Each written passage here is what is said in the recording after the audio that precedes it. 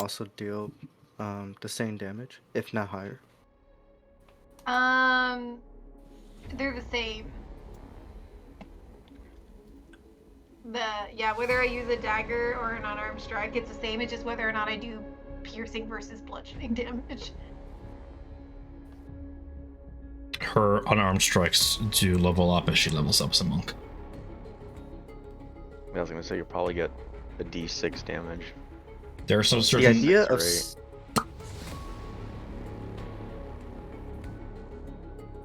monks are just such a badass class, in my opinion. Just like thematically, just the idea of like somebody being unarmed and unarmored. Just I was just looking forward to charging at like you. having played a bard and then a cleric kind of thing. I was just looking forward to having a class that didn't have so much management behind it.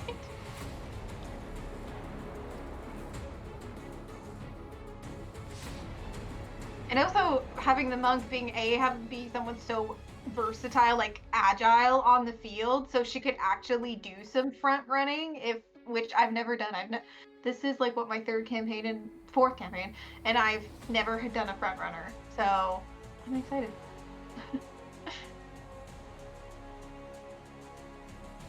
If we have English, everybody else already finished their level ups? Yep. Yeah.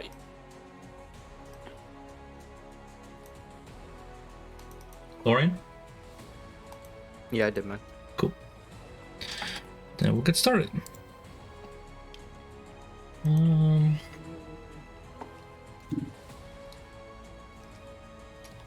Change the track.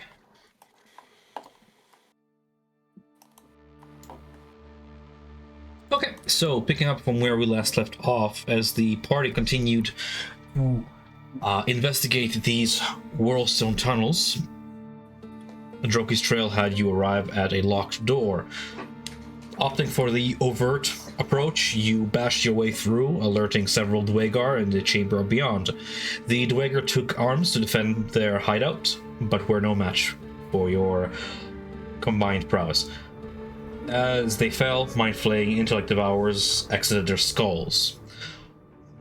Almost at the cost of Shushar's life, you managed to capture one of these intellect devours alive, and having interrogated it, you've learned the Dwegar are collecting pieces of some mysterious obelisk guarded deeper within these caves. The intellect devourer offered its hive mind's allegiance if you would aid it in saving an entity it's referred to as Cyrog. But before you could learn more, Darts put a gun to the brain's head and pulled the trigger, destroying it. Session ended with the party ransacking the Dwegar Alchemy Lab and Garden for loot, saying goodbye to Darts, who parted ways with the party, and then taking a short rest to recuperate, during which time you were offered a level up. During the roleplay interim that took place in between sessions, while Isabel Vasquez completed building her homunculus and arcane cannon, Jimjar has set up a small campfire and shared a bit of insight into Blingdenstone, his home. Jimjar also offered to escort Shushar back to Grakostuch's inn so that Shushar might start on recovery and not risk death should you encounter more mind flayers. With all that out of the way, any questions? I think I'm good.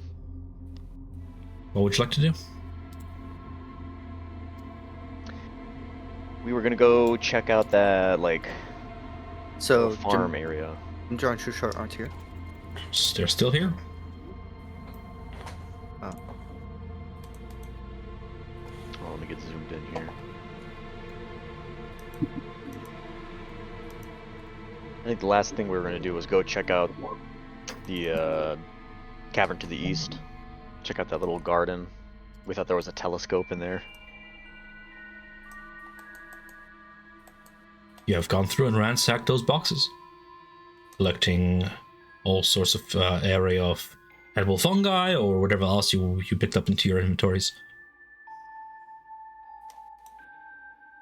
Was there something that Eric wanted to do with Jimjar and Shushar? Because Lorraine asked me if they're still here. I was just wondering if speak with, if we still wanted to speak with dead, because we talked about having Jim Jar disguise himself to do that for us. But I mean, we probably don't need to. We can. It probably is if It probably is better to have somebody escort Shushar out of here and towards an inn. Yes, and I think we can find another specimen alive, you know? True. I mean, it's your choice, guys. You're talking as if it's mutually exclusive options, says Jim Jar. I can do both. No, take him to a safe place.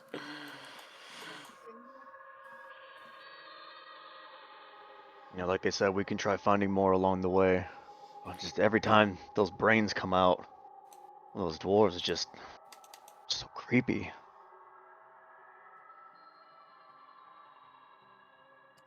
Sends a shiver down my spine. But if we have nothing else to do, then let's keep pressing. These tunnels are starting to wind, and I'm almost starting to begin to lose my way. It's extremely disturbing, if nothing else. I don't understand how someone could volunteer to let something like that enter their minds. I may not be volunteering. It may just be forced upon them with... what is it? Tricking them into such a thing. But I guess we'll find out the more we push down into these tunnels. Droki's long gone, but we can find whatever this Cyrog. That obelisk has me asking almost too many questions inside my own mind. It's just eerie. It's very ominous seeing that obelisk from so many different, seeing the obelisk from so many different views. A voice inside Damik's mind asks, "What is an obelisk?" Hearing the voice, is it a voice that I would recognize, like by anyone near me, traveling companions, or no? You innately know the voice is coming from Stool, the little myconoid not too far away, as it hops behind you to sort of follow in your wake as Brew collects the children and rejoins the group. Looking back, going through the portcullis and everything, and making eye contact, is I don't know how to describe an obelisk before. It tends to be like an object of power or some possibly warding thing. Very occultish, nothing that I'm too familiar with. There's so many different uses for it, but it normally tends to stand alone on wherever it's perched upon.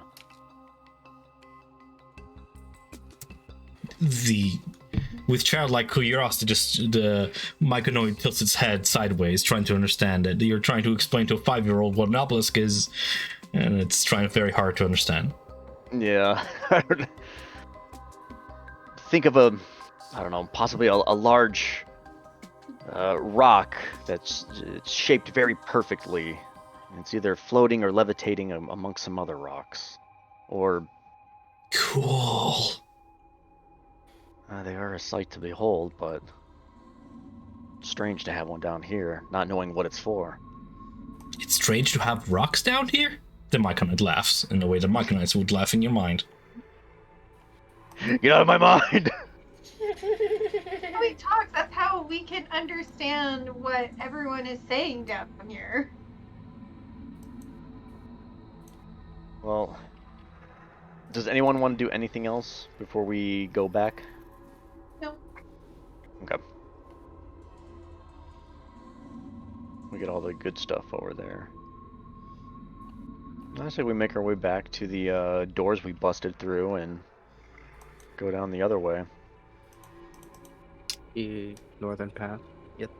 Yeah, I think it was northern, northeast or something. Let's get the map back out, the amazing map. Because if we go back out the door, there's a tunnel to the right of the door. or we can keep going back to the last place we had to go tiny, and then there looks like there's a couple of halls that way that we also have not explored. But maybe they could also bring us back to maybe where the giant's remains were. Who knows? Well, having a map is a great idea. That's very forward thinking of you. Should have thought of that myself. I'm just too pig-headed. So is the group heading out the doors you came in? You bashed in? Yeah. Back onto the older world we'll go then. That would place you over yonder. Eric, Isabel, I have Rook, Damek. up there. Forgot after last session to post my updated map. Well, we didn't add much to it. Still. Is Isabel casting shield or are you just inspecting your spells? Yeah, I'm organizing it. Alright. Path like ahead spirals with multicolored lights splitting in two ways. Which path do you take? North. We go north. That's the way we came from. Yeah. Is it? Not the way we came from. Pretty sure we came from the No. west. We came from this way. So let's go north. So you want to explore places we have not been. Okay. The stone speaker's crystal emits a brief hum, pulsating in the rhythm. Another hum 6 seconds later. Another one, growing more frequent as you make your way down path.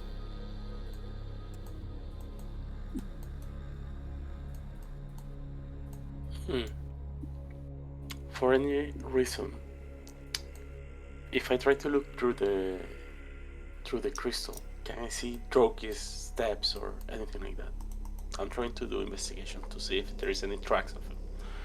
Go ahead and roll investigation.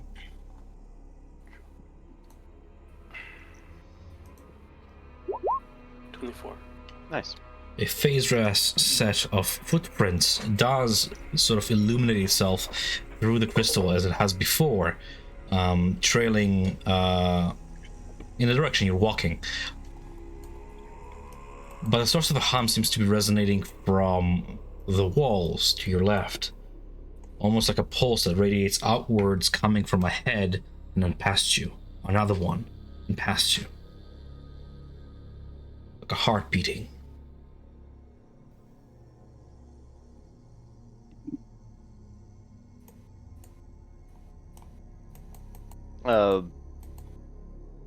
We're all feeling this, right? Yes. A little. Okay. Well, you're all putting my- hearing the crystal hum, yes. Okay. Mhm.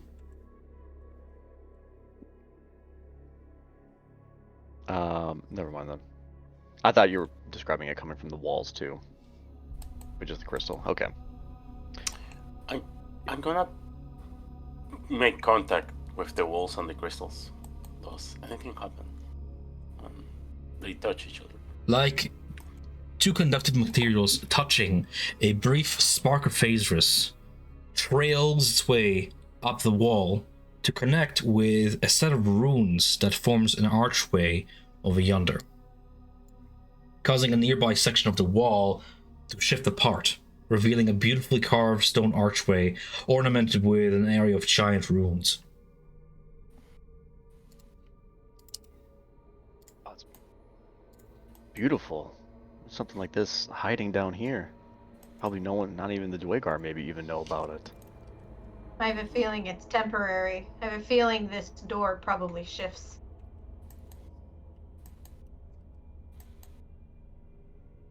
Eric, you're familiar with runes and what the giants have. Are you able to decipher anything from it? Is there anything written along the archway? Yeah. Here lies the resting and meditation place of Smither the craftsman. Keep out. It says this is a grave for a craftsman, and it does not, and to stay out. But I mean, why would you want people to not enter a gravesite? What might be holy to them might be a profound warrior to let the dead sleep. However, if we do find someone down there, and if you are able to communicate with the dead in any way, we might get some valuable information. You want to just go in anyway?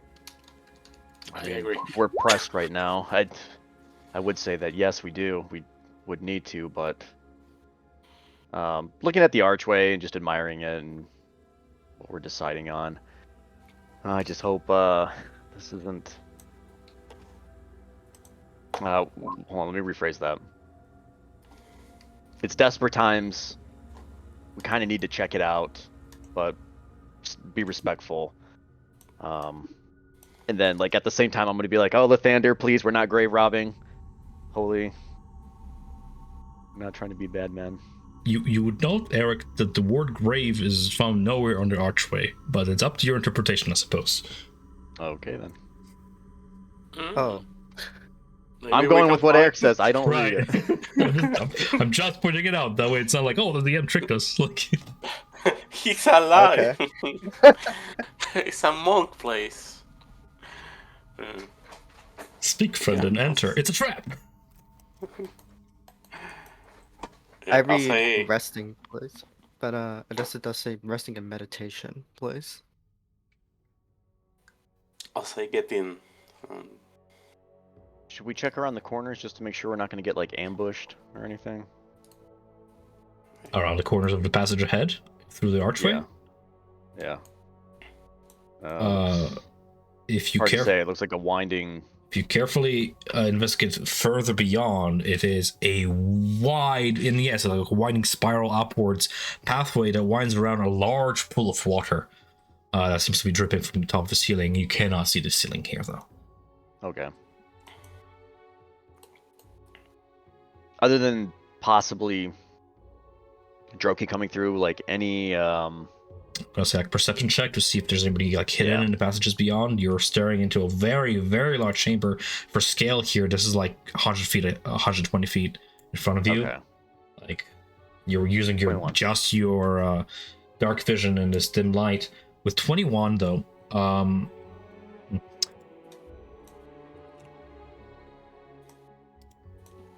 I'm just reading Yeah, all good. the chamber because you guys are jumping between sections here. Mm-hmm. We'll also need to keep an eye out. When we were talking with Thembershard, he told the other dwarves that were in the chamber to vacate so that he may speak to us, but I saw no one. Seems like they like to move in their own invisibility or even shadows. Might even be stalked at this very moment.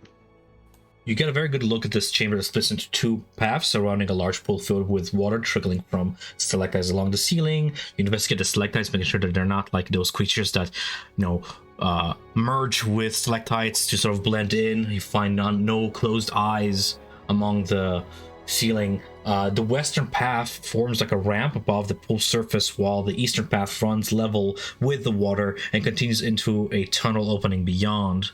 And it just sort of curves out of sight. The water, like, really turns darker toward the center of the pool, and where it sort of transforms from like this gentle swirl into like a churning vortex. Ooh, So, okay. so this is what you're able to sort of tell with 21. No creatures on the ceiling, nobody lurking in the shadows on a pathway, nobody lurking, waiting to ambush you between the rocks.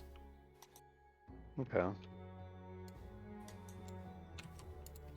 Well, I don't see anyone. Might as well make way into this small corridor that we found that revealed itself to us. But I'm actually curious now. Now I want to ask more questions is why is it revealing itself to us and no one else? We did get the stone speaker crystal from the stone giants. Perhaps that's supposed to be some kind of key to find this place? The speakers say that the stone will help us in our journey. Well, indeed it has. Alright. Well, let's get ready. I'll cast light on my shield. I'm sure I got that. I'm sure as a Earth Genasi, you would appreciate the power of Earth elemental magical artifacts such as the Stone Speaker's Crystal. With that being said, you guys all bunch up and proceed down the wide crystallized passage beyond the archway, brightly lit and illuminated by several cracked geodes embedded along the beautiful crystallized floor. The path gently slopes downwards and upwards again toward another source of light beyond. We are over here on the northern passage of the map. I'm gonna go ahead and make your tokens a little bit larger as you proceed on through. I am. There we go. As you proceed through this passage, one moment. Oh my god, sneeze coming on. Oh my god, sneeze. I'm gonna go. I hate it when it doesn't come. As you proceed through the passage, you arrive at a sprawling crystal cavern that smells of honey-sweet, earthy scents.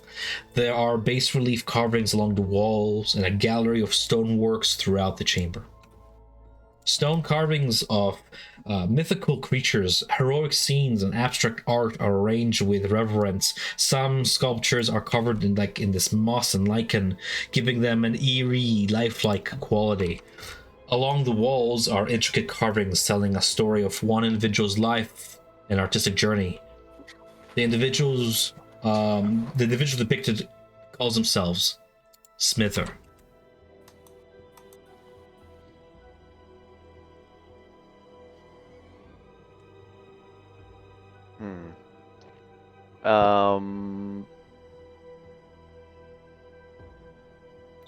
I'm trying to think if that would even be a name that I would think I would know. I mean, I'll try for it.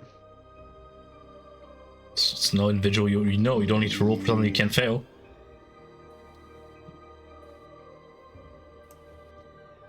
From what you can see depicted on these walls, Smither was a reckless stone giant that ventured deep into these caverns in pursuit of divine inspiration, seeking a space away from all other distractions where it can create masterworks so fine as to rival that of his god, Scornius Stonebones.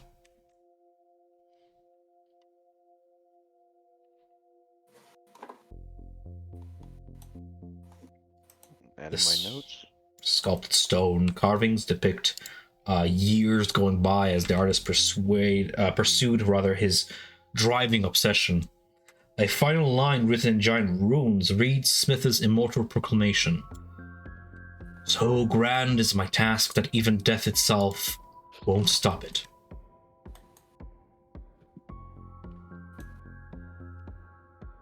This giant was very dedicated, maybe almost a little bit too obsessive. But these are beautiful works.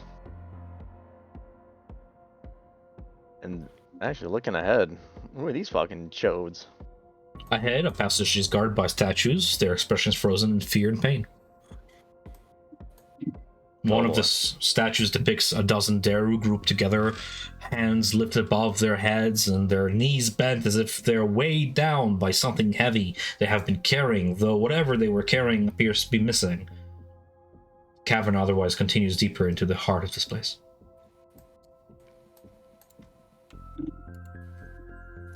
Is the crystal stopped humming since we got in? Or still? The crystal stopped humming ever since you unlocked the passageway. Okay. Now it sort of resonates with the same sort of luster that this entire chamber, in harmony with it.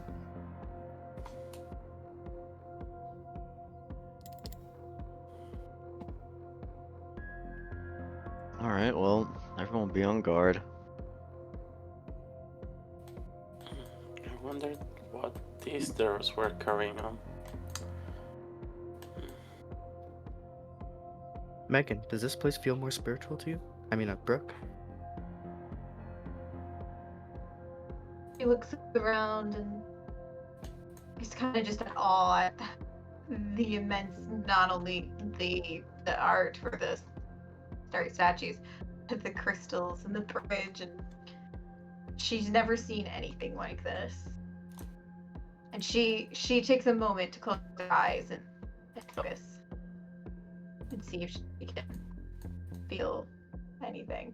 I don't think that's actually a roll or anything, but role play.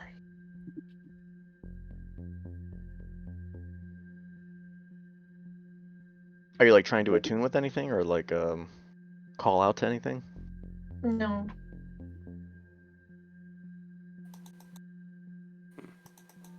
I'll pass. Start walking between the statues of the terror. Well, looking at the Daru, no, I wouldn't be able to tell. Guys, talk to me. What What are you they trying to do? We are. I was gonna see if there was even like, what's the size dimension of what they were carrying? You would be able to tell that, judging by the fact that you can see half a dozen there on one side, half a dozen there on the other side, maybe an object that was 10 to 12 feet across in length, carried like a coffin. Alright, 10 by 12. Anyways. Yeah. You know that this is supposedly the memorial for a giant. And based off these guys, maybe they were coming to lay him to rest. No. And maybe I think we should definitely keep our senses open, but maybe keep our eyes averted. There's a lot of stone here. A lot of stone creatures. Mhm. Looks like they were maybe trying to take it away or something, judging by the way that they're facing. Trying to escape with something. You can see some of There their were fingers have been definitely- like sort of broken off, as if whatever they were holding was wrenched away from their grip. Okay. The Darrow are definitely an ominous addition to what otherwise seems to be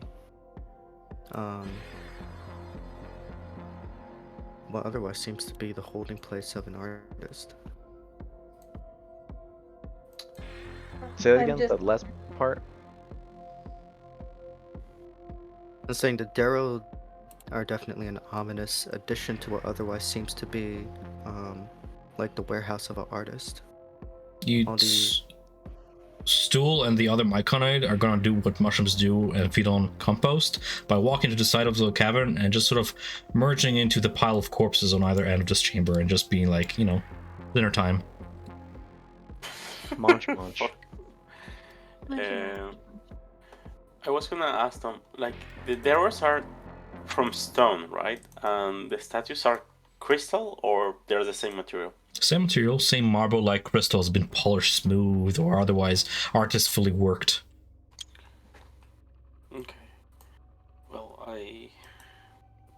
there was the sign of keeping out, so as I'm walking, I'll be checking if there is any triggers, any traps. Sure, that would be like a perception check to see if you perceive anything in the flagstones before you. To either end of you, the either end of the bridge rather is only the void and stars, and you realize it is phosphorescent material floating on very, very dark water, creating this illusion. Ahead you hear the rush of waterfall into streams, but focusing away from what you can hear to what you can see, you perceive no traps, no odd flagstones ahead, nothing that would be artificed, as if you will, into a pressure plate or anything along the lines, hiding machinations. Just finely worked stone. No tripwires, no traps ahead. You do notice two additional statues ahead of you past the bridge in between the blooming phosphorescent flowers that send this glowing pollen throughout, is what looks to be a surface creature, some sort of a griffin, and a statue, just theater of the mind right beside it, of a familiar looking stone giant, heroically poised to look toward the horizon with like a giant club over its shoulder and a cane to help it walk. And you see more giant runes sort of written at the base of this statue.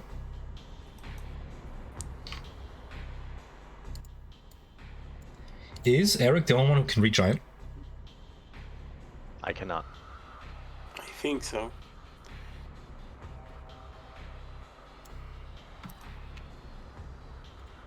Yeah, I don't speak giant.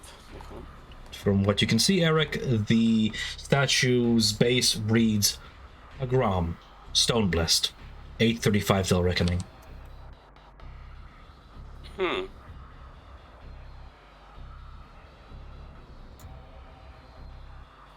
Stone giant was carved. That's the name of the leader, right? Or the stone speaker. Yeah, Hagram is the name of the leader for Gonna the place a Stone little Giant token clan here here like in this. Gracklestock.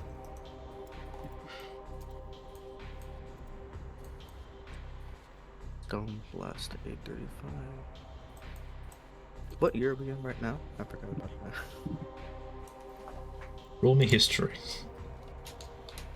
Oh no. Come on, Lord, know your history. 7. Oh no.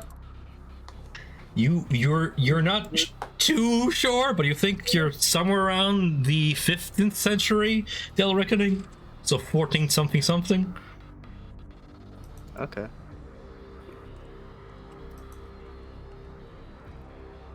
What is like? I don't know if this is from a player or like a character thing, but what's Dale Reckoning? Del Reckoning is. I'm trying to summarize it.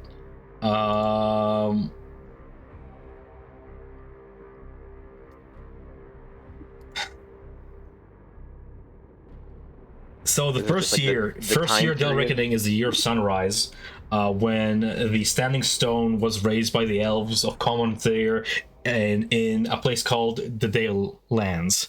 It's a lot of forgotten realm lore.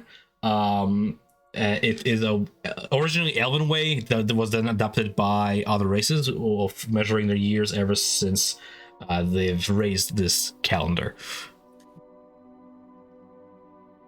Essentially, like something to mark off that first year, humans were permitted by the Elven court to settle in the more open regions of the forest. In some texts, primarily those which do not have direct ties to Dale folk history. Dale Reckoning is called Freeman's Reckoning (FR). It's a lot of semantics from 3.5 in first edition. Okay, gotcha. It is somewhere around I was just curious. 1480 something right now. Dale Reckoning. Okay. Well, if Hagram's the leader, then either we got an imposter or the dead are walking around. But this is not his Giants place. do live for a long time. Giants do live for a long time. It could be the case that this statue depicts the same Hagram that we met.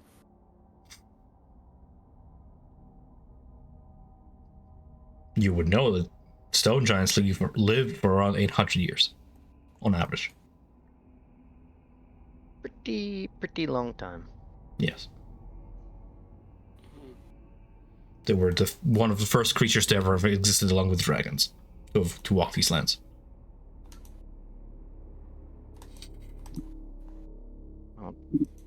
Maybe it's a family name or a fucking legacy-like thing. Or he's around 600 years old. Further in, surrounded by There's strings of... this is the only statue that has any writing on it. Yes. The statue of Hagram? Yes. The other ones don't? Okay. Is this statue noticeably different than the other ones in terms of like art style or something like that? It seems to have been made by the same maker, as far as you can tell. Okay. Why do I get the eerie feeling that if I touch something in here, these statues are gonna come to life and rip me apart? Look around for now. No. Something curious you just noticed, because this place is so brightly lit, is that Eric's sun sword is extinguished. Oh.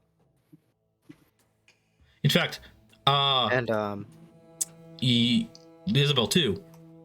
You look around, your homunculi and songbird, they've dropped on the floor, like somewhere around the entrance. Oh, I don't feel the wings. Where is he? In fact, every I single noticed the magical sun item, sword's extinguished. every single magical items that you guys are carrying seems to be somehow muted. Oh, Brooke picks up Yikes. Lewis and she's like, "What's wrong, man?" Just two mimic eyes blinking back at you, sort of like snail eyes coming out of the hilt. His counter magic is in here. A lot of us, especially me, I won't be able to rely on, hopefully yet. Your light spell that you've cast, your cantrip, does it come from you innately being a genasi, or does it come from your clericdom? I believe it comes from Clericdom.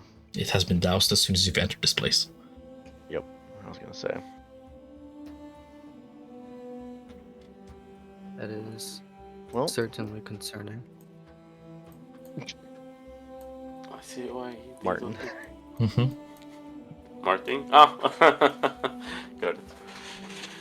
alright. Well, looks like there's a big old giant statue over there. Let's go take a look at it. Further in, surrounded by streams of water, a large pedestal holds what looks like a yet incomplete final masterpiece.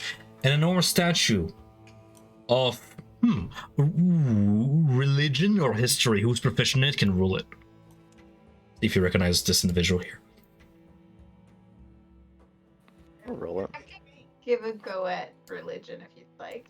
Yeah, everybody wants to go ahead. Oh, sorry. If you're proficient in it, go for it. Of what Brooke recognizes to be Anam Allfather, the god of all giants. Or wait, I have to roll it twice. You really don't. Of Anam Allfather, the god of giants. A statue sat next to it moves ever so slightly, as you realize it is actually a living creature. An emaciated stone giant sits on a boulder. It chisels away at this statue of Anam. Its form is caked with lichen and mineral deposits, making it almost blend with the cavern tomb. A magical golden ring, as big in circumference as your head, is worn on the giant's finger and appears to be the only object untarnished by time. The giant seems deeply engrossed in its art to the point of ignoring your presence. I'll put its token on the map.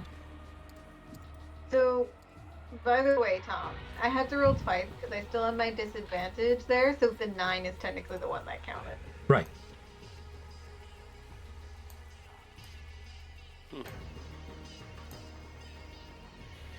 Chisel away at the statue while I'm rereading. Magical golden ring. Is my connection bad, Nick? Like, is my voice not heard? No, I'm just rereading. Like, Okay. I can hear what you're saying, but then seeing it just helps it get into my brain. Mm-hmm.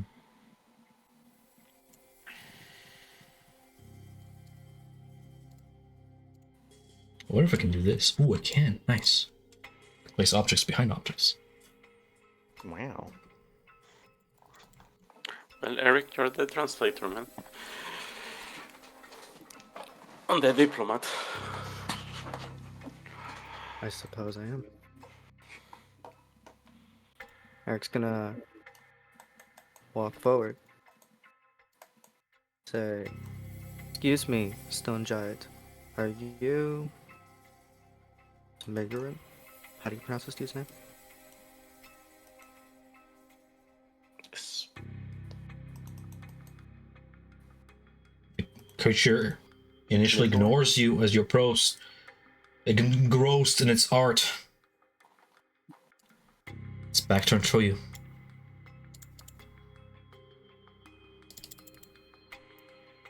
Eric will repeat what he said in giant.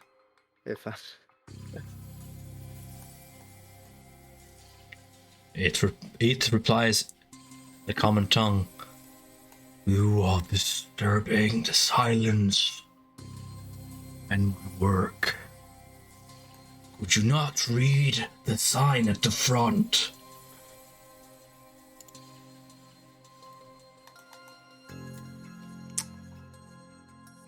we were. Apologies. Go ahead.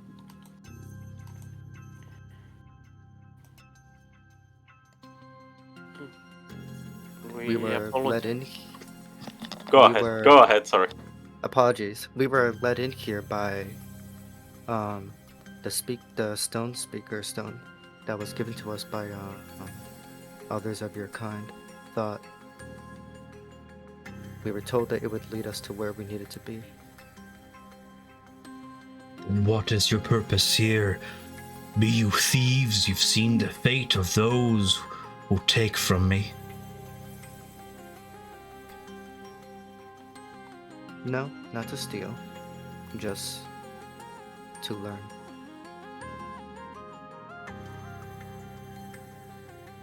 To observe. And maybe learn. You can These do so statues. with your eyes. Yeah, these statues. Why do you make them? We all have a purpose. Something to give to this world, something beautiful. Something to leave behind. These are my gifts to the earth, to this world, and the world above, the dreamlands.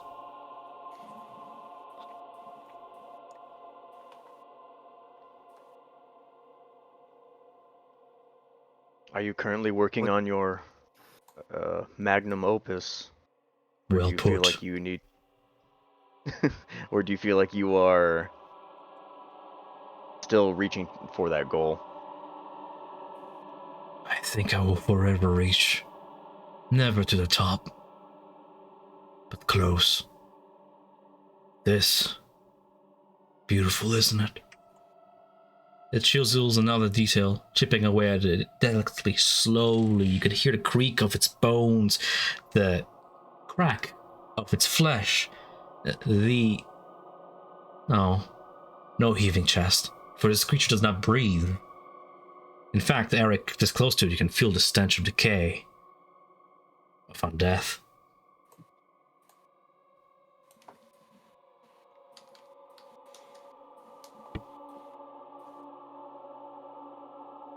I noticed the statue of Hagrim. Did you know him? Yes. It is his stone you carry.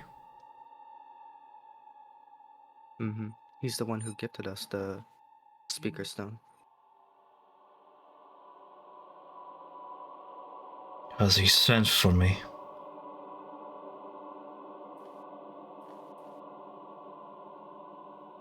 No. Then I ask He did again, ask for. what is your purpose here? Why have you disturbed my peace? Do you know he spoke of a sickness that was spreading amongst the giants. You seem to have secluded yourself here for a long time. And before our eyes, you seem to have immersed yourself with your surroundings. Go Would on. you say that there is... I'm talking as slow as giants, okay? Continue rubber ducking yourself into the idea of, like, you know what you're talking about. You can get to some point so the giant can reply to it.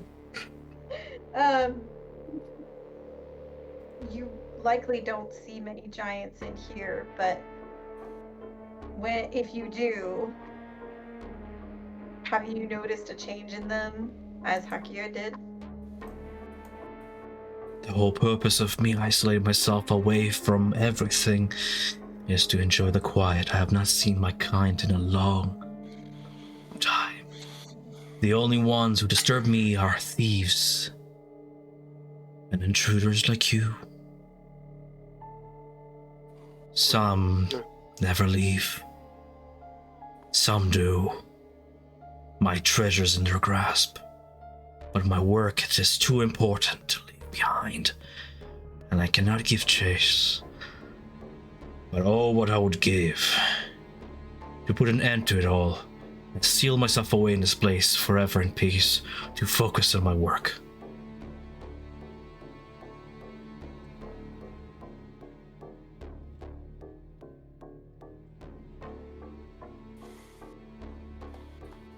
your speaker Hagram is worried about this corruption, and he asked us to find the source. This place used to be much quiet once. You speak of disturbances. I feel them too. The voices past my caverns. The reverberations of footsteps that have not been there before. And then these more recent visitations. Several of these creations of mine were stolen by Deru and the like. Among them are a number of my statues of my friends, giants I once knew who resided in Cairngorn caverns above. These statues, I know not what purpose they serve these thieves, and I would very much like to see them recovered, but again, I cannot leave my work. It is far too important. Should you wish to be useful, return the statues to me, and I shall offer a reward. Sorry, I do give pauses. Yeah, I know. Sorry. How many have been taken? 3. All of friends of mine. I have managed to clutch away that of Hagram from those thieves and punish them in turn. Do you care to share the names of your friends? Sure. Name generator. I'm asking, like, is any named Dorum? Let me check. Dorhun, yes, is one of them. Yes. Okay. I'll say, like, one of them is Dorum. Agram, Dorhun, other giant names of residents of Cairngorn Cavern. Which this Cairn White, as it's called, creature seems to have hailed from before it has isolated itself in this quiet tomb.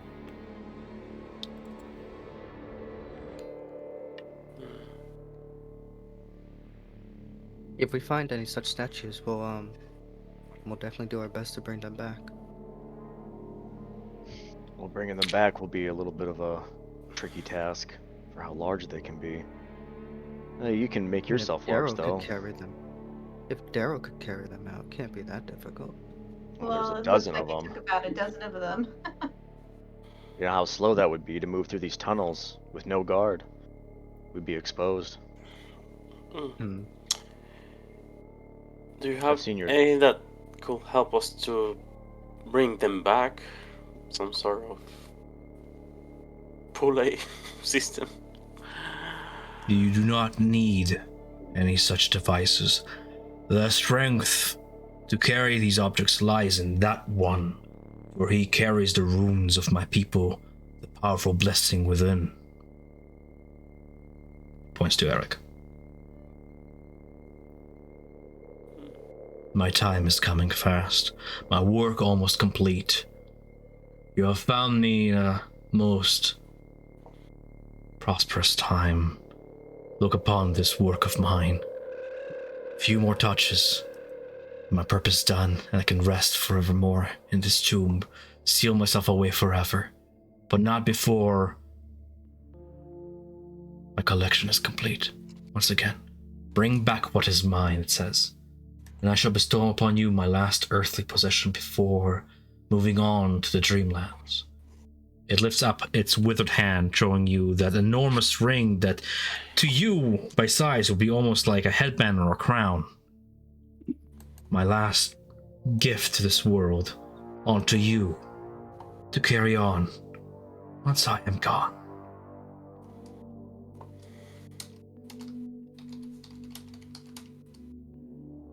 We'll look for these statues. 3 of them. Perhaps this is why the Beaker Stone Crystal led us to you. I have lost mine long ago, the key to this place.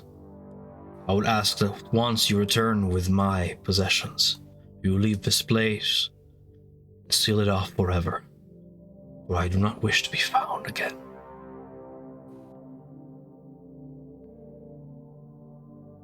Okay. Farewell, small ones. And it returns to its work, to its curse.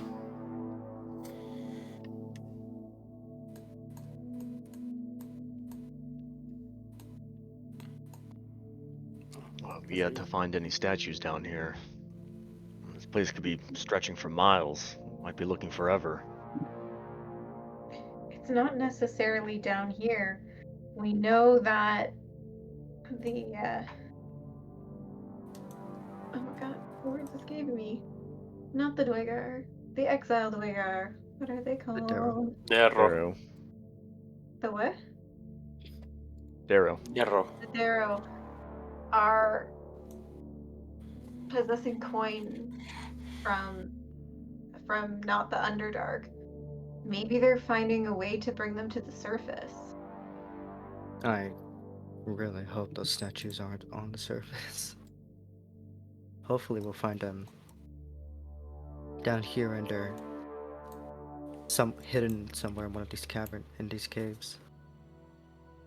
Well, if they're above, it'll take some time. But even that, there'd be no... That's a whole adventure in itself, looking for such a thing, as if they were above. I guess we'll keep our eyes out. And help a trek But it's still... to drag a statue all the way to the surface. Yeah. Shit's heavy. I don't think you heard or you knew the incident of the giant in the square, Tamek. Or at least the details. The giant who had two heads, his name was Rehood. was one of the... Yeah, thank you. Like one of the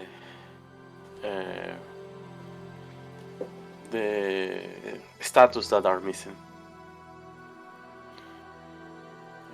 I don't think they Tom. took it to the surface.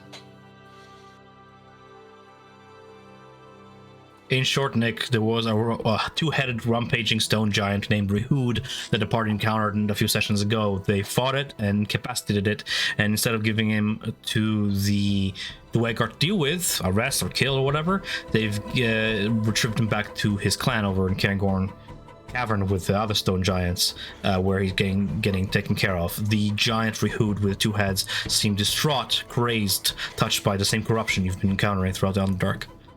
And his statue was carved by this Kernweight creature, this undead stone giant creature, amid a collection. It was one of the statues that was stolen, supposedly. Rehood, Dorhoon, and another statue. Okay. What also has me concerned is that the guy's undead. It's like either he was revived somehow, or if he feels like he's cursed, but that's some serious necromantic power. But I wonder what would be the catalyst for that. Well, it says that not even that will stop him from his craft. I will say he made arrangement for He it to be true. has...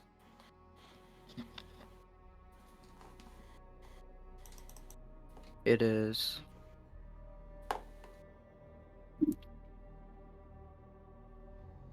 It is It's what? extremely respectable if the only thing keeping him from death is his duty, is his oath, his task. With a little bit of a By scoff. the way, Plenty of people above have duty and a sense of wanting to prolong their lives, but inevitably everyone meets their end. I feel like there's just something more.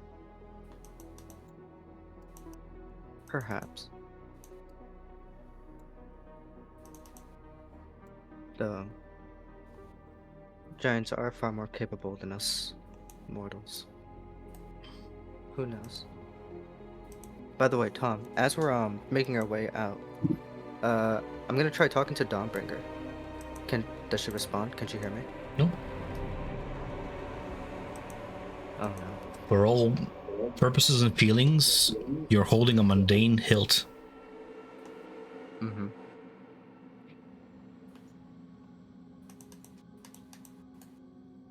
Well, let's gotta move on then. We got a lot of ground to cover still. Stool and Rump Dump, having fed on some compost, rejoin the group. Yum. Are you boys full? Yeah. You find tasty things? Mm-hmm. Can I do a medicine check to kind of get an idea of how old, at least, some of these Yes. corpses are?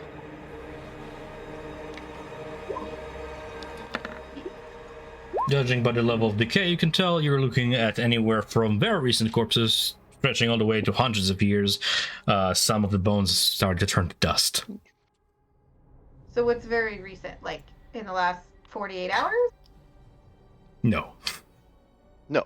It's a range. Enough to turn to bone, but not enough to yellow and turn to dust and blacken the flesh and fat, just enough for it to even have remnants of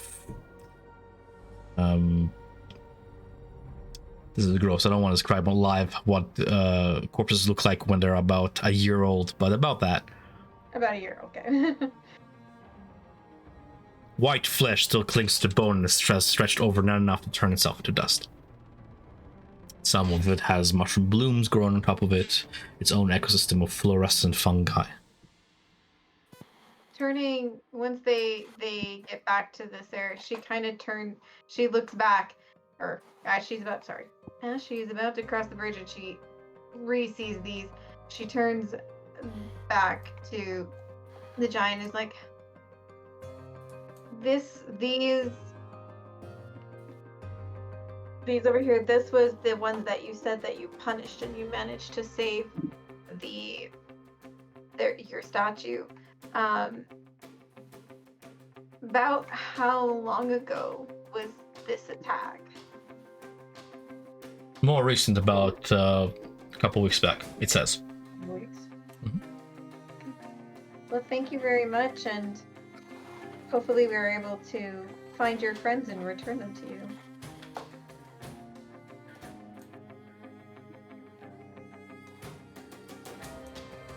Do you guys head out of the cave?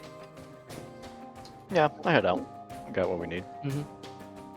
Fair enough. Burke picks up Stool and Rumpeldump as they head out. I think Eric feels uncomfortable not having Dawnbreakers, like, even just like her subconscious presence in like the back of his mind. And so he's like, walks a little bit faster towards the exit of the cave, and as soon as he gets out, he's gonna check on her. As soon as you cross the threshold of the cave opening, the sword illuminates back on.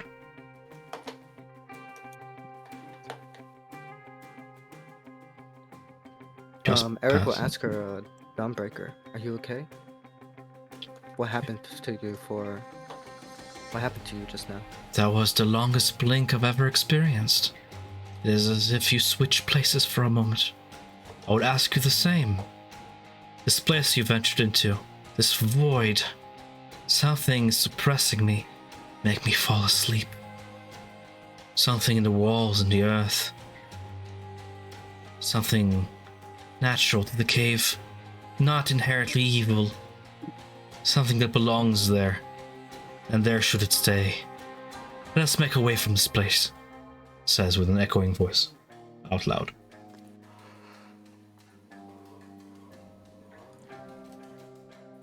Well, I'm glad you're okay.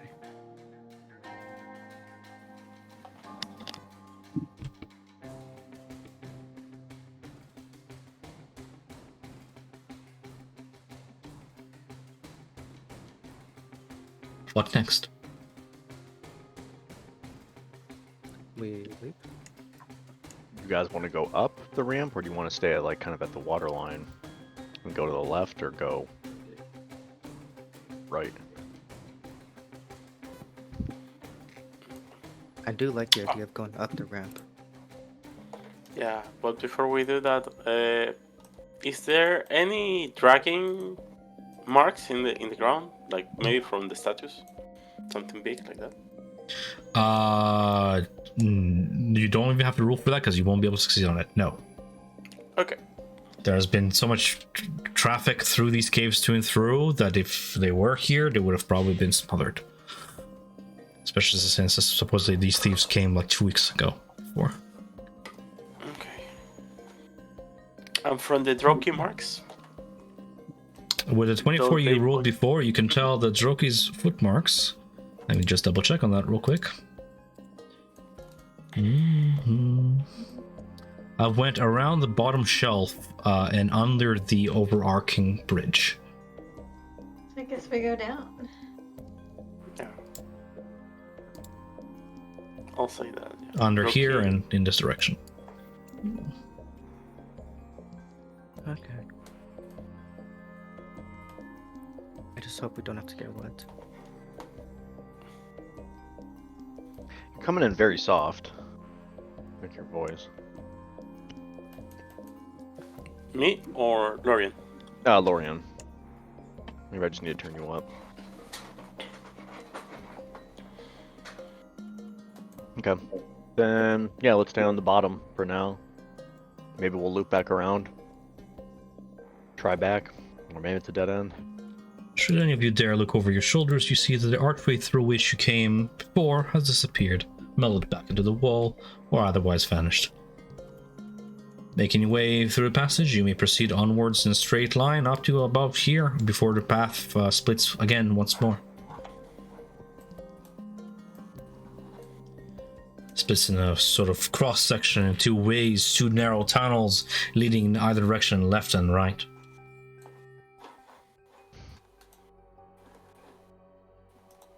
Jeez. I feel like we'll be down here for ages. Well, I guess let's clear whatever we run into first. So which is it? Left? Right? Or forward. Is there any marks of Droki around here? Droki's footsteps travel westward, I believe. Westward. Let me double check that. I keep saying that with such confidence, but this place is a maze. Yes. Mm. His prints take to this way. Maybe we should try to stick to it. We may find more deer rope with them. Well, if we are looking for these statues, if that's what we want to do, might as well check every cavern, nook and cranny, completely give this place a once over. Wanna go right? Let's go right then. As you I'll push attempt to forward. squeeze into this narrow tunnel, you feel the walls closing in and your medium frame cannot fit on through.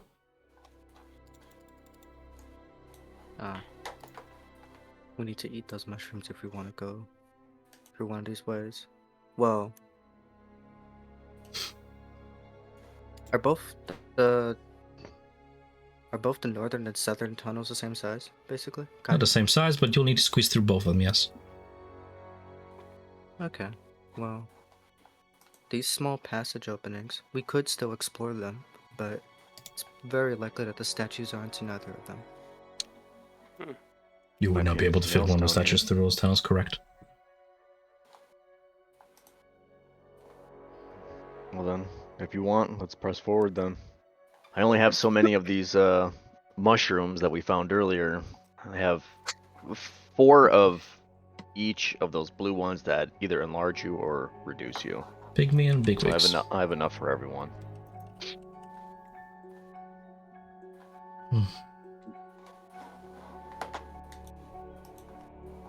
West we go. Alrighty then. The path ahead twists and swirls with phases. You come to a T-section. The path ahead continues onwards, and to the south of you is what looks to be a bunch of stone stalactites that have merged with the floor to form this almost vertical bar-like cage, through which you'll be able to maybe sideways squeeze through, if you will. Looking past it, you can see a patch of mushrooms glowing, and you can hear Darrow voices as they cackle madly to themselves.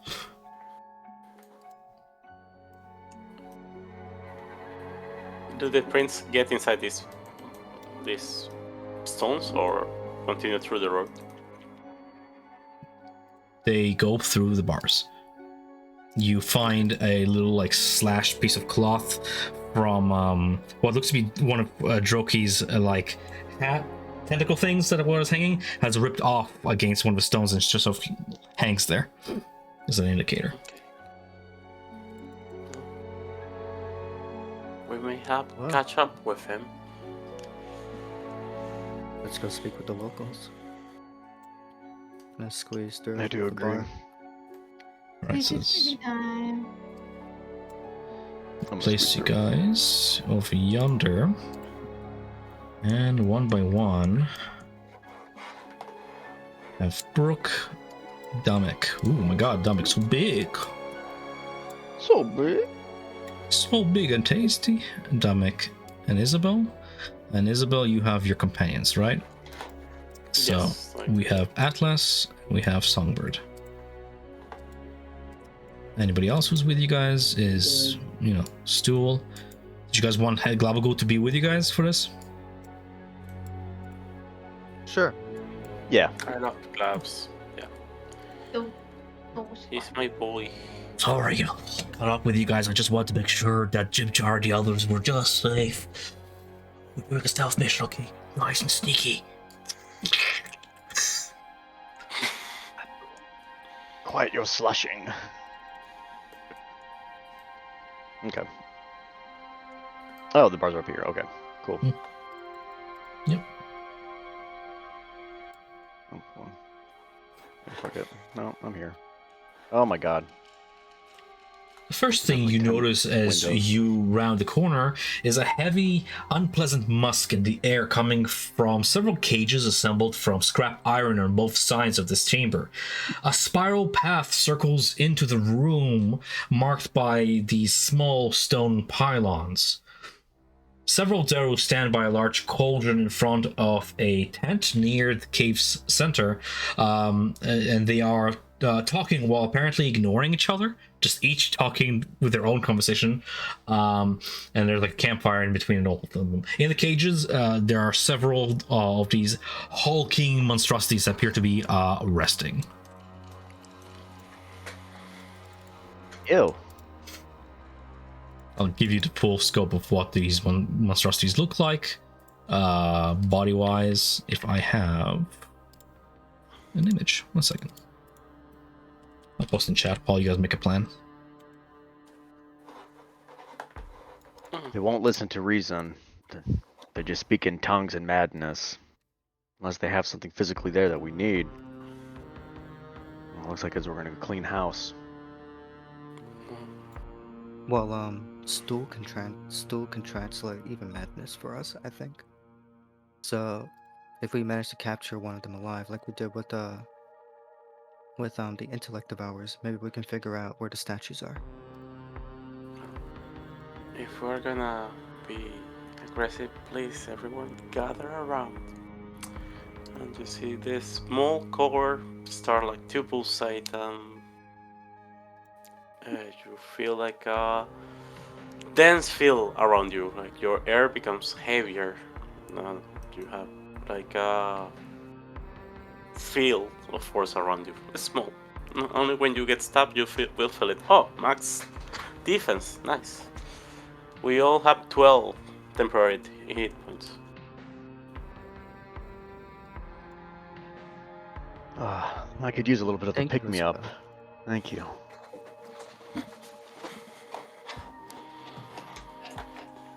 Give me. Did Glabagool get some as well? Oh, everyone, yeah, I'm gonna say yes.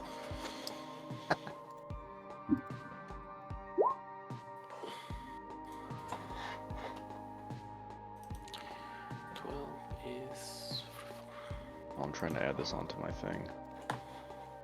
Okay, here we go. One of the arrows seems to be heating the tips of his crossbow bolts above the fire, and inspecting the red hot tip, and then cackling to itself before it singes its comrade. The other one just shouts in pain, and they curse each other, begin to wrestle on the ground. Another one seems to be grinding a grindstone against a hooked spear of some sort and tying a rope to the other end of it and practicing a few swings. And the fourth one among them seems to be taunting creature by the cages over here with a piece of meat. We shall try to approach slowly, get the jump on them. And you see, Isabel is crouching, I guess. So we're gonna sneak in then? Well, I guess we have to sneak in past these little bars and stuff. It's just difficult terrain. You're able to sneak through them, yeah. Oh. I have an ability that lets me walk right through difficult terrain. Cool. Earthwalk. Nerd. Very nice. And then I'll make my way down here. Roll me stealth if you guys are stealthing. Stealthy, Yes. stealthy, stealthy. I We have are. disadvantage. I'm not looking forward to this. The patch of mushrooms over yonder in the campfire are bright light. This bridge is about 40 feet away from each. Wow. Nice.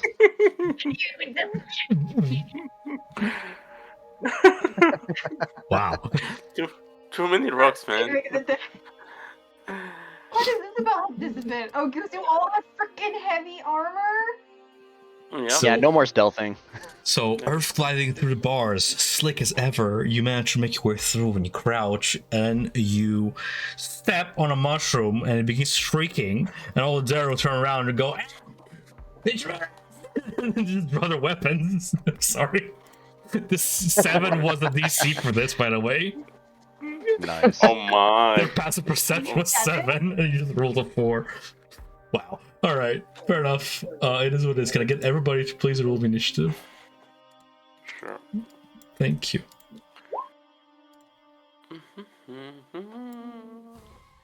Our average was 10. I wasn't asking for average. Alrighty then.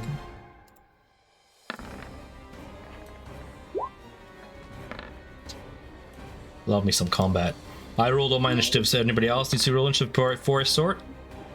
Yeah, okay, it did take my second. Perfect. Then we have Brooke I, at the top of initiative. yay. Putting your companions on squares there, Isabel. Make sure everybody's on a square. Okay, cool. So she kind of quickly looks back to Isabel. She's like, okay, so our goal is to take them down, but to take one alive. Yes? She nods. At least one. Okay. So with that, Burke moves forward. Where's the square? That's difficult, right? 16, 20. 25. And she will she will take the action dodge in preparation of one of these guys rushing towards her, because that's as far as she can go. Yeah, we're gonna do that. Alright, Dara steps back and begins to unlatch one of the cages, opening the gate over yonder. As it does so, it's going to spend this action doing that. We have this one over yonder just clashing against the cage and bashing it open. Against the Dara over yonder who was taunting it with a piece of meat. Does it have multi-attack? I'm just checking something real quick. It does. It's going to make a stab attack against one of the Darrows that was taunting it with a piece of meat for a 13th strike against the Darrow, who has, meets and beats. Stabbing it with one of its praying mantis-like leg downwards. With that being said, we have Damek's turn. I'm going to actually cast. I'll come up. 10. These right here, are these like little, like how tall are these little like stone pillar things? Yeah, but step over them. They're just markers on the ground. Oh, okay. Maybe like a Okay. foot off the ground. Okay. Then yeah, I'm gonna move here, and then I'm going to cast bless on all my teammates. So all 3 of you guys are now blessed. You bless up to 3. Nice. Okay. And then I'll add the token.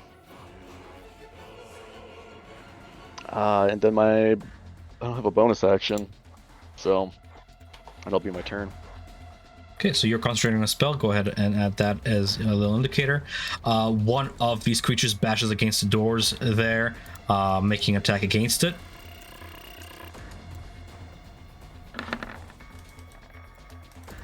Slashing through it, and then charging forth with immense speed into the ground, burrowing beneath the ground into a hole and disappearing from sight.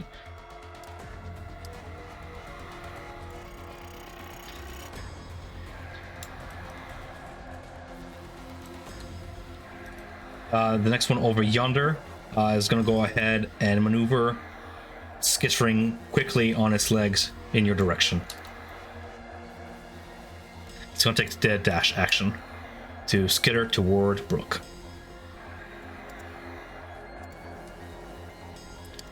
There over yonder, wounded from the slash, throws a piece of meat at the monster in front of it. It's trying to distract it, and it's going to go ahead and disengage over yonder. Clasping at its crossbow, it loads a bolt and takes a stance over yonder by the cage, prompting himself against it and readying a shot. The there over yonder is going to go ahead and charge forth, take a position behind a pillar here, using his cover, and launch a repeating crossbow bolt at Brooke, your frontliner here. It's going to roll a 14 against you.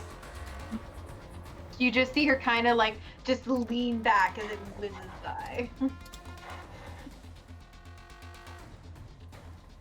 Isabel. Okay. So we'll aim to the injured terror that is holding his crossbow and shoot at him. 3d8 should be 21 to hit. 21 hits, past their scraps of armor. 18 fire damage to this guy. You can describe the kill. Oh, yeah, he is like holding his injury as soon as he lowered to see the damage he has. He feels a shot in the chest and he starts being incinerated all his body. Incinerated? Alright, coolio. Unless you wish to follow up, it will be Eric's turn. Bonus action? No, not bonus action. Just this guy is moving through the air. Eric's gonna run over to whatever this monstrosity is and attack it with Dawnbreaker. Chitin carbon reptiles that seems to be hunting in packs, calling to the rest of its pack. It turns towards you, hissing, and you land a strike with a 23 against chitin's armor. For 16 damage. Is it still up? Oh yeah.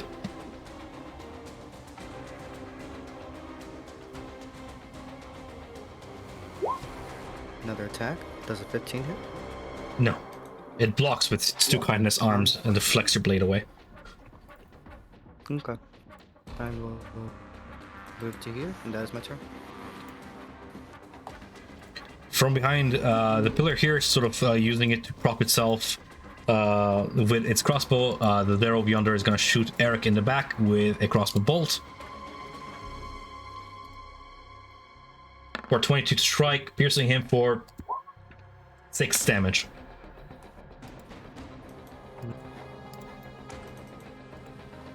You hear a mechanical swirl as the crossbow reloads automatically. Brooke, top of the round, your turn. So Brooke is going to, so she's going to take her bonus action to summon her astral arms, and this creature needs to make a dex save, DC 16. 9. Okay, so it takes Takes.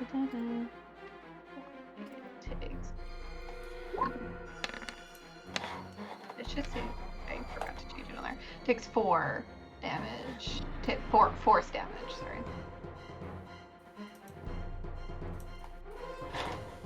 Sounds good. And then, as her action, she will make 2 unarmed strikes with her astral arms. A 10 and a 26. 26 penetrates through its chitinous armor, cracking against it. As you impact for 8 additional bludgeoning damage against the screeching creature.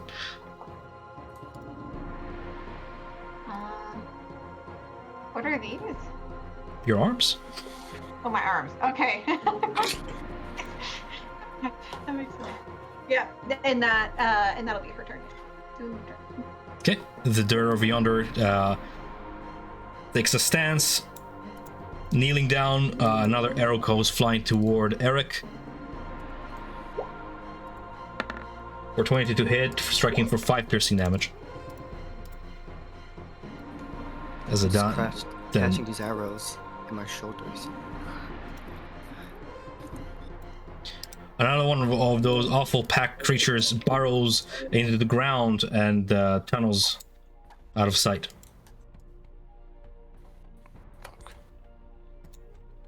Damek. I'm going to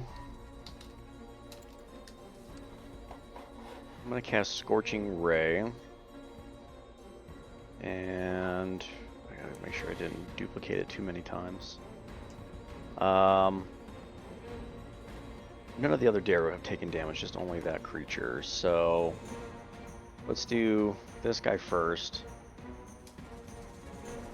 I'll have I'm gonna have a total of 3 bolts, and these are just at normal. Scorching Ray. Does a 15 hit? Yes. All these Darrow are wearing are like leather armor scraps. Okay. First bolt to him does 9. Fire? Yep. Fire damage. Another one, another 15. So that hits for 4 damage. Just set him aflame. And then, cool.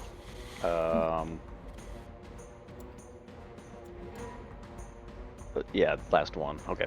I don't know if like a flame if that meant anything. And then the last one will go for the guy just below to his south. The last Scorching Ray for a natural 20. Nice. Nice. Total of?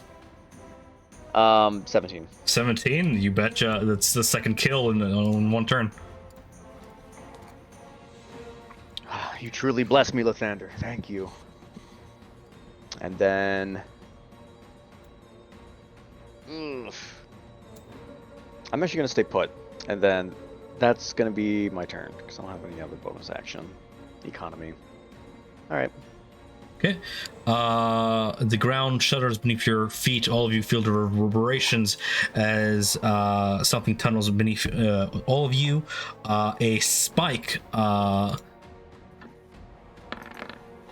penetrates through the ground and spikes Songbird from below as the creature ambushes it from below, emerging like so, hitting her for 4 piercing damage. Okay.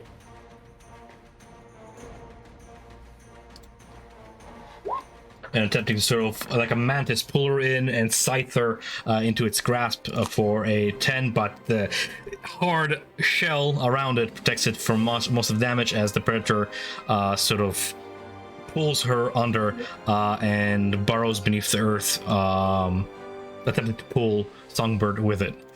All flavor, of course, as we have then the second tunneler. No, this is the one between Eric and Brooke. In a panic, slashing about. It's going to be 1 stab attack against Brooke and 1 stab attack against Eric. Against Brooke, we have a 10, and against Eric, we have a 7 to hit. Surrounded, it is... Panicking. Yeah, it's panicking.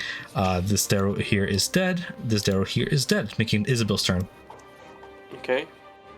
You see, like, Isabel's hands start to get like electric doing a lot of lighting. But nothing happens to her. And you see Songbird flies to the shoulder of this guy. If there is an opportunity attack, he can take it. Stabbing with its arm for 24 to hit for 6 piercing damage against your construct. It hits, and as it's perching on the shoulder of this terror, it starts doing thunder, lightning all around him. Does 12 hit? Say yes. 12 does not hit his armor class. You have advantage against creatures wearing armor made of metal, but fortunately he's wearing leather scraps. Oh, I want him alive. Okay. And he's gonna be flying 5 feet in the air, I guess. Yeah. Oh.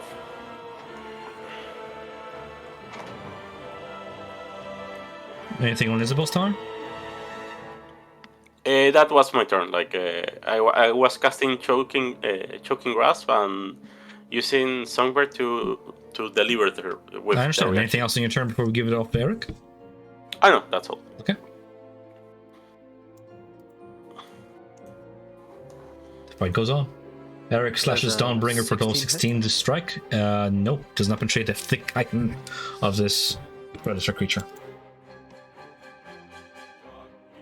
Tough. It's flailing about. Oh my gosh. It keeps flailing. He keeps flailing. It's just flashing and flailing about. I'm trying to strike at it, but it's not quite the same as fighting, humanoid shaped creatures. In the background, Tadero slashes at Songbird, trying to catch her in his hooked spear, but she's too fast for him. Mumbling insanity to it.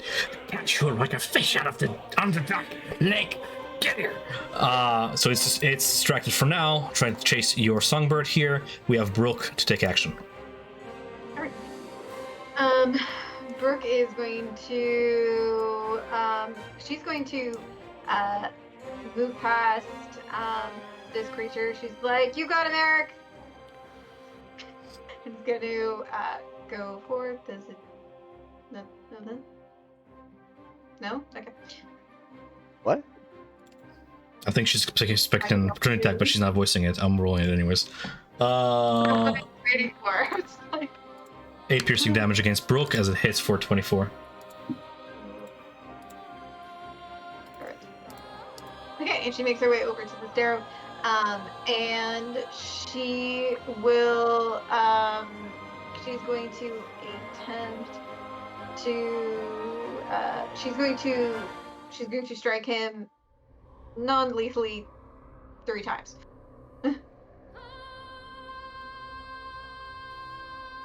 1, 2, 3. So we have 23, 11, and 27. 2 hit. Yeah. We're at 7 and 7. You render him unconscious. Yay.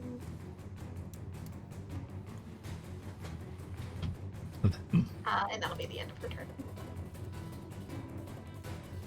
Eric, a spike marks the approach of a second one of those monstrous creature as it appears from beneath the ground on your flank, attacking with advantage with its pack tactic trait. It's gonna go ahead and stab at you. I'm just gonna toggle advantage here. There we go. Two-bulbic multi-attack. Landing a... Oh my god, good lord. As you dexterously use your warrior techniques to block both those blows, we have Damek to take his turn. Woof. Yeah, it happens. Oh boy. I'm gonna cast a... I'm gonna cast a guiding bolt on this one up here. I know the one to the left of Eric is damaged, but at least I can give someone advantage to quickly finish that one off. So I'll do a guiding bolt on that one. Let me find it in my fucking list. kind of using his hands to like swirl in the air like he's grabbing something, like just manifesting it. He takes it down, shields out, and he's kind of Kamehameha wave it, and he shoots. 25. It's square in the. I was gonna say chest. What's it? Thorax. Yeah, that's it. For 18 radiant. Oh my god, big hit. Okay. Wounding it. And making it glow, right? With yeah, a mark. And whoever has will have advantage on it. It tries to get the glow off it. Creature ambushing in the dark, trying to get this sprinkle of light off of itself. And then I'll slowly gesture like, Isabel, he's all yours. And then I'll come up here, try to give him a hand as best as I can with what I can, and then that'll be my turn. Alrighty then. Closing in, the creature ambushes around Eric, these beings acting as a pack, slashing at it with advantage for 2 stab attacks. Hitting with both, I believe. For a total of 8 plus 7 piercing damage against Eric for 15.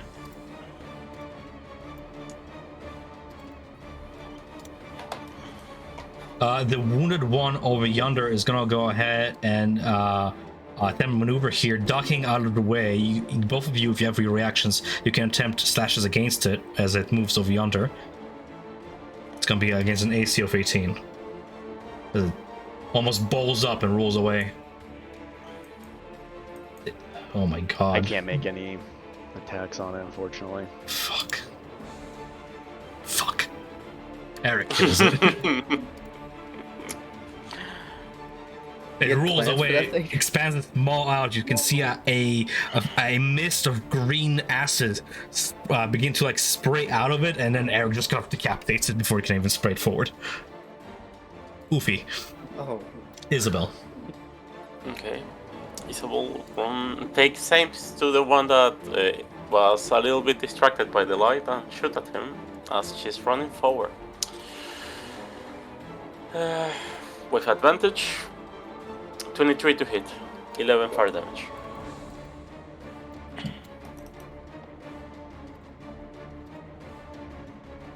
Set his Kaiten on fire. Still standing. Is he alive? Yep. Oh, okay. And let's see. Yeah, and bonus action. I'm gonna roll for bonus HP. I forgot. Like the shield? For 6 temporary HP for Eric. I think he lost them. Or for everyone around me if they have lost them. But Yeah, if you have less than 6 temporary HP, you get 6 temporary HP. Sounds good. It's Eric's turn then. Following through on the bullet that Isabel just fired into that thing. Eric is gonna try and finish off another one.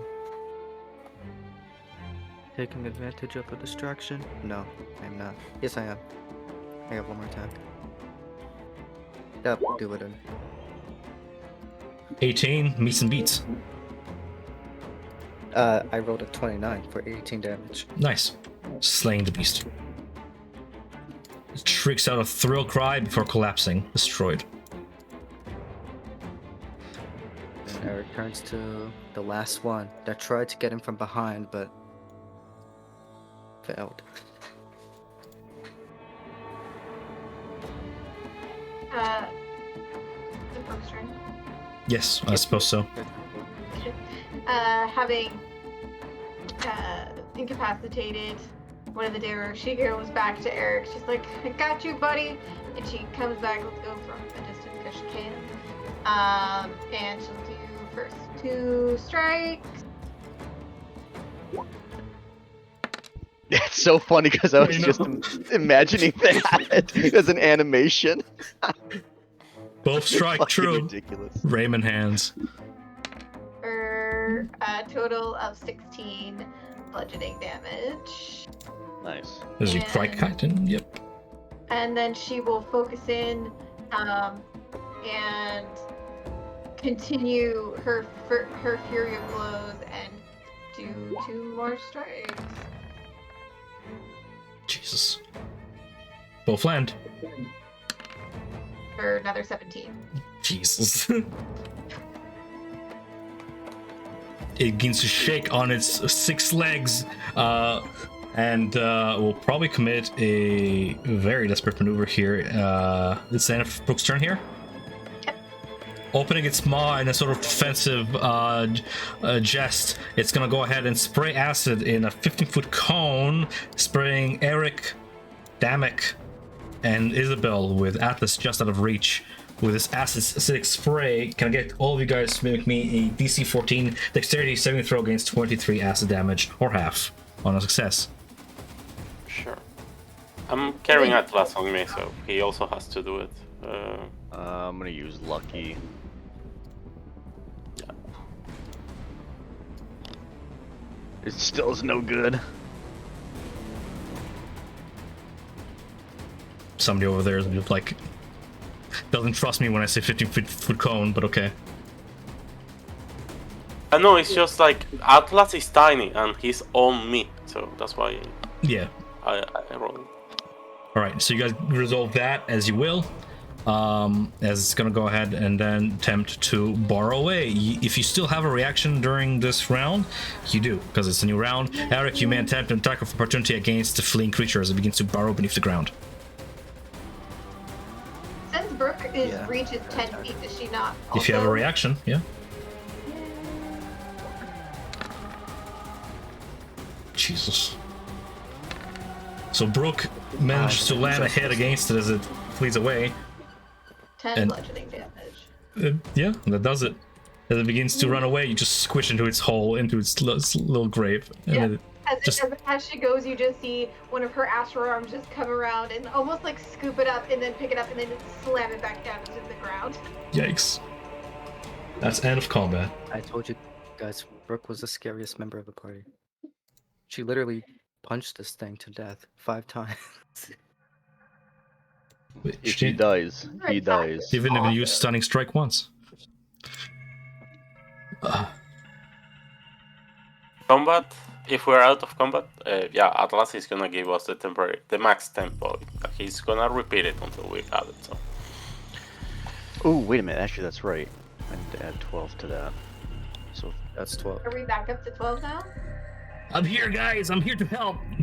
Oh, Okay, so here, there's some snacks for you. ooh, stacks. Make sure to leave one for the little guys as she puts down stool and rub it down to let them have a little snack. While he's doing that, like grabbing the corpse, can we harvest that acid? Because 4d10s are amazing.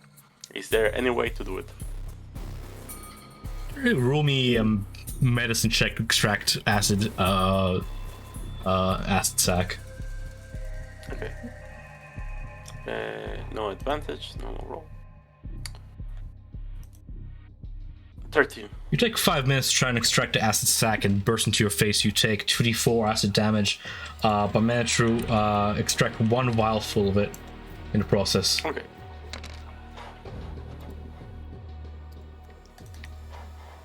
While she's working on the acid sacs, I'm gonna tie up our unconscious Darrow with rope. Well, question for you: do you want it to be as potent as their attack was?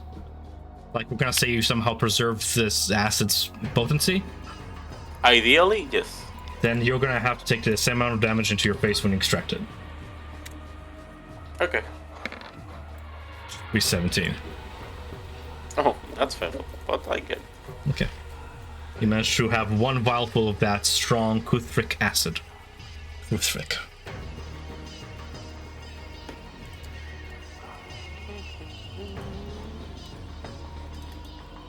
All right. After I tie him up, can I just shake him awake? You can heal him. He's at 0 HP, and if you are rendered unconscious and I have to roll 1d4 till you're awake, I can't just shake you awake, no. We can carry him for a while. Oh, he's out for long run.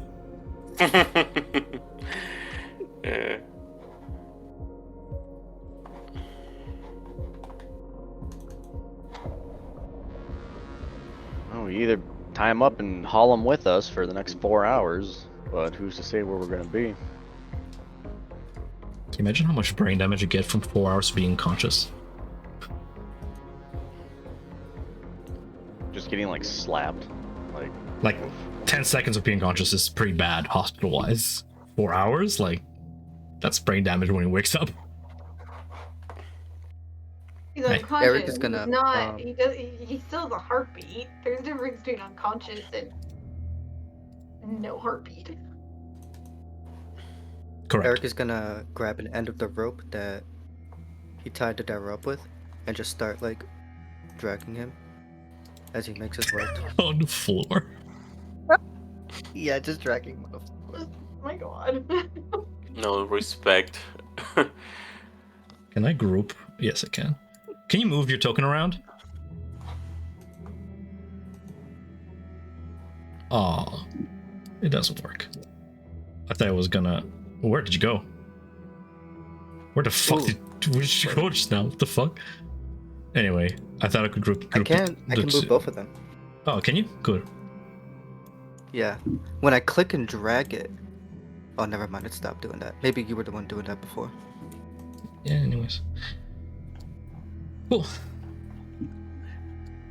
If you just give me control of that token, No, I can do. don't worry about it. We're moving on. I'll just drag him along. Okay. Burke is gonna investigate whatever they have in this little tent thing they have. Sure. Roll me an investigation check while I check my notes real quick. Anyone gonna help me so I don't have disadvantage on this? I can give you guidance. Yeah, Okay. I can help you if you want. Guidance is a 1d4, so it's still disadvantage, but I'll roll a 1d4. Failure success. The obvious things you find inside the tent by just looking around are 2 flea-ridden bedrolls, a zirkwood bucket containing edible fungi, maybe like 2 days worth of rations, and you find a wineskin full of dark lake stout, the same Grex2 vintage. Aside from that, you don't find much else. Demick, did you want to check out these mushrooms, see if there's any more of those mushrooms that make this big and small? I'll grab a couple on the way out. I just wanted to see what was further back in this cavern, see if we're missing anything. Can you post in chat what you said? Okay. Thank you. Tom, I was gonna ask, these things on the ground are like marks made by those burrow things, those insect-like creatures? These things? I'm just marking like... holes in the ground for tunnels. Or talking about I don't something know. else. Like this like spiral thing with blocks around. Rocks arranged in a spiral. Okay. Like this thing. Yeah, rocks arranged in a spiral. Okay. You have been seeing spiral symbolism all over this cave, what with the phase rests or the markings of the cultists throughout. Marks of worship of the demon princes and stuff. Pupido had plenty of spirals on his body. It seems to be a repeating theme of madness. Yep. Okay. You know the saying, the world is spiraling down the rabbit hole. On the madness. Fuck, why did I close it? Just had it open. Because you were collecting mushrooms. Collecting mushrooms, pretty sure there's a whole shit down there that you'll be able to for sure collect more than a couple. Yeah, let's say you collect 2 of each more. That's fine. Okay, cool. Down the eastern passage, if I put you back on the sort of over map here. You guys proceeded onwards into here. Yep.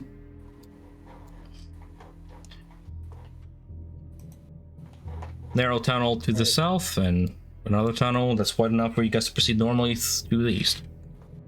Oh boy.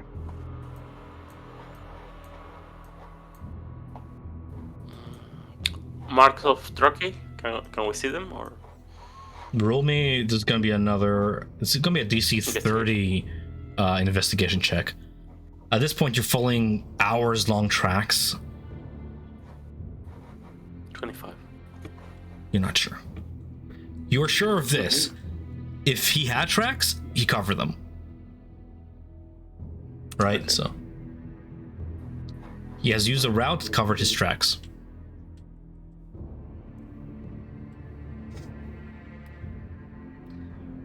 Where to? Well, we can continue east, and maybe this will double back around and somewhere. Well, I said I was going east. Let's go check it out. Sure. The tunnel I have a proceeds feeling- onwards to like a yeah, cross section over east. yonder, where you can see two more narrow tunnels going in either direction, and the tunnel proceeds onwards. Probably an ease of access for the Darrow here.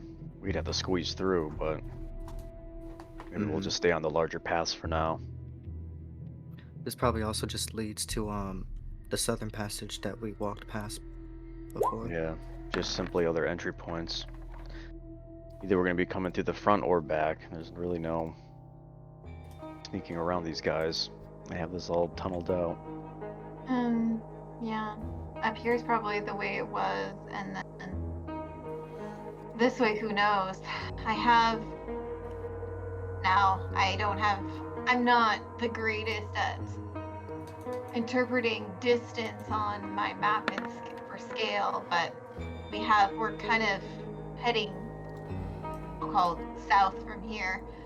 It's a big empty space that I don't know where it might connect. It might connect back up to those paths to the left that we didn't take from when we last went small. That's the closest thing I could see this way that we might meet up with. Again, we should.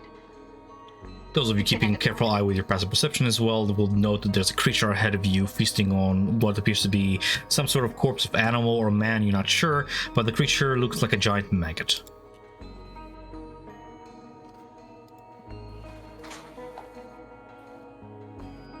Looks gross. Yeah, those things are nasty looking. Isabel, you think you can talk to it? With the stun? How? I ask, honestly.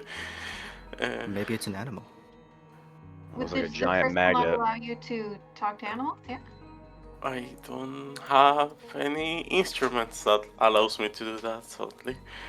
The Crystal stone does. speaker crystal. Ah, okay. Thank you. Sorry. If it's not one of my devices, it doesn't come to mind immediately. I'm still using your stealth checks from before, by the way, and the creature clearly ignores your presence as it's feasting on the corpse of this humanoid creature. Like, it knows you're there. It can hear you, it just doesn't seem to heed any mind to you. Okay. If I see do I know if it's an animal or an aberration, something like that? It's probably a monstrosity, because anything that's not your usual wolf, dog, cat, lizard is a monstrosity. Yeah. Okay. And I'll tell that to Eric. I don't think the crystal will work on it. Okay. But we can ask the body if you wish. Do I need to touch him? If there's anything left after he eats it. It's We can still just eating simply him. bypass this. Yeah, that's Curious with its next meal, but once it gets on us, well, either we're running or we're fighting it. But I'm starting to lose a little bit of luster down here and starting to lose Lathander's light a bit. We haven't rested.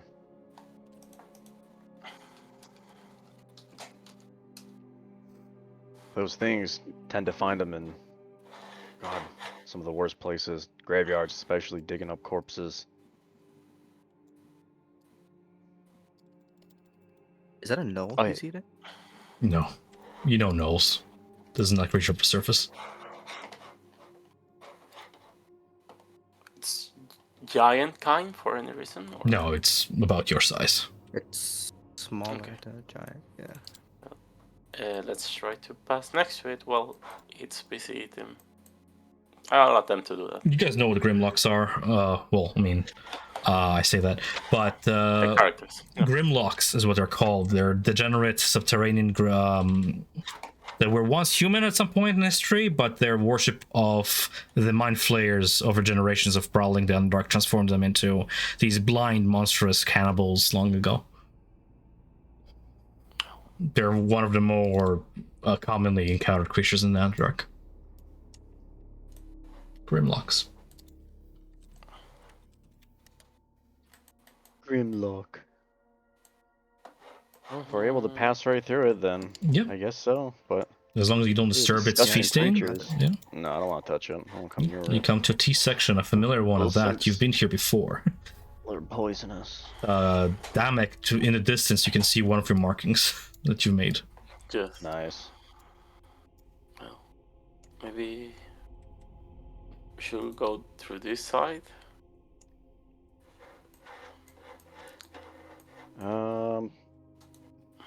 Yeah, we went to the east.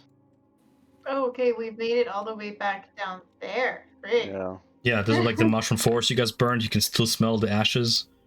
Nice. We made it back to the giant remains. Mhm. Okay. All right. Okay, Well then, so it's let's go the good other to way know that around. if we want, Mm-hmm. good to know that if we want to get out of here, that the exit is close by. So, but from You've been walking for the hours, but last chamber we were in, we've lost Droki's prince, right? Seems so. yeah. A lot of creatures make their home here, passing through, and yeah, the DC will keep increasing as time passes.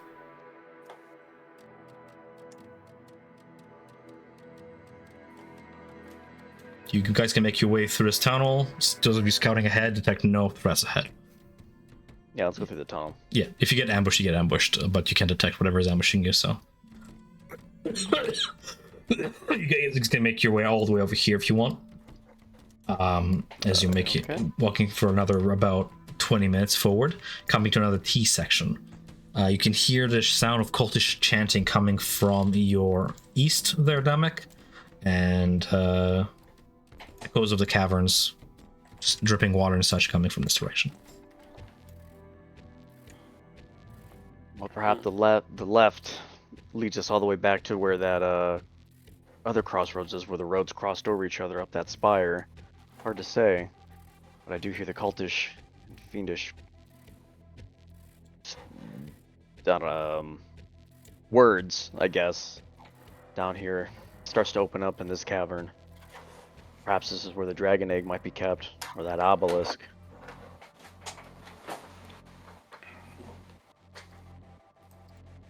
Which direction did you say we heard it from? Was to the right, was where all the cultish chantings and everything. Tom, from the last fight, how much time it has happened? Half an hour? In These tunnels are okay. large, takes you a long while to circle all the way back here. Okay.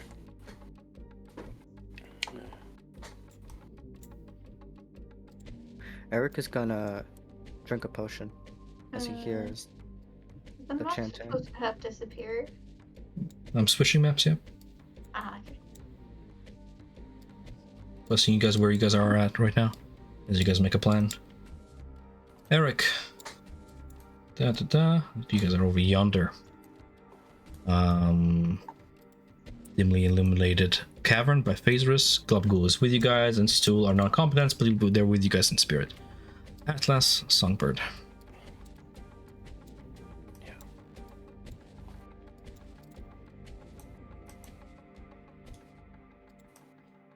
What's the plan? Also, what potion did you drink? Yeah, what did you drink? Just a Oh, healing direction potion. push. Okay. Okay, just a Oh, healing which potion. Okay. Healing. Okay. Did everyone got the 12 temporary H points? Yes. Again? Yes. Does it stack if you had any left over? Yeah. Refreshes? It takes the max temporary H points. The So bigger if you of the have two. 10 before, Mhm. uh, Seems like more of the dare we have some pets up there again. Finding their living quarters. No, you can see that far, huh? I suppose I am I not supposed to? Sorry. I might as well describe. No, it's It's a fine. light. It's a light. This is a very illuminated cavern. If you can see that far, you can see that far.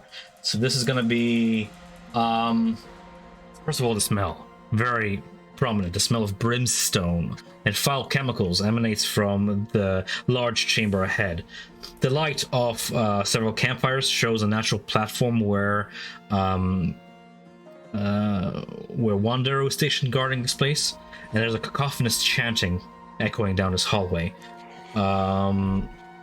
You see another cage where a two-headed dog stirs inside, while another Daru nearby plays with a crossbow and watches the dog nervously.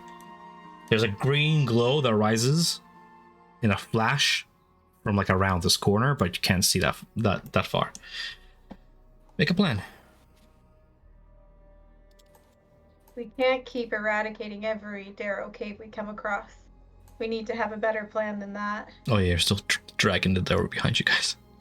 Yeah, I was thinking Yeah, on that. I still there. picture him like a horse dragging someone. Poor guy. Any Uh, ideas? I wanted to say, looking up at that creature,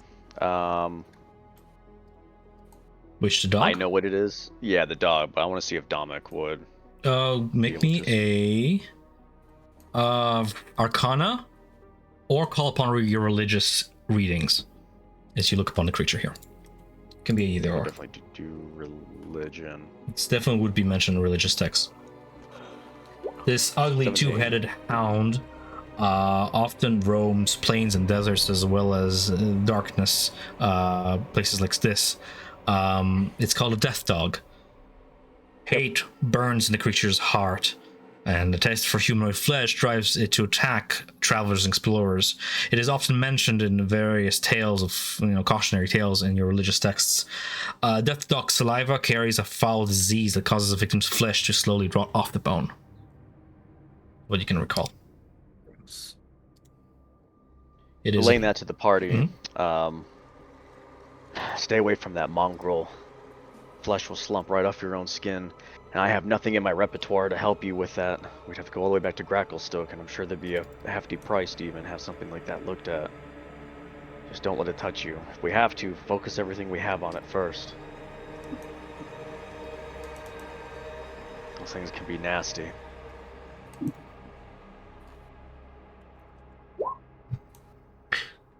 But while we're here, if this is what we're going to do, then You know what we reminds could me go of? guns and blazing or what?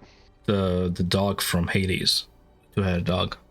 Cypress? Cerberus? Cerberus. Three. It Yeah. has 3 heads, though. Two heads, double the perception sort of thing. Very good guard dog.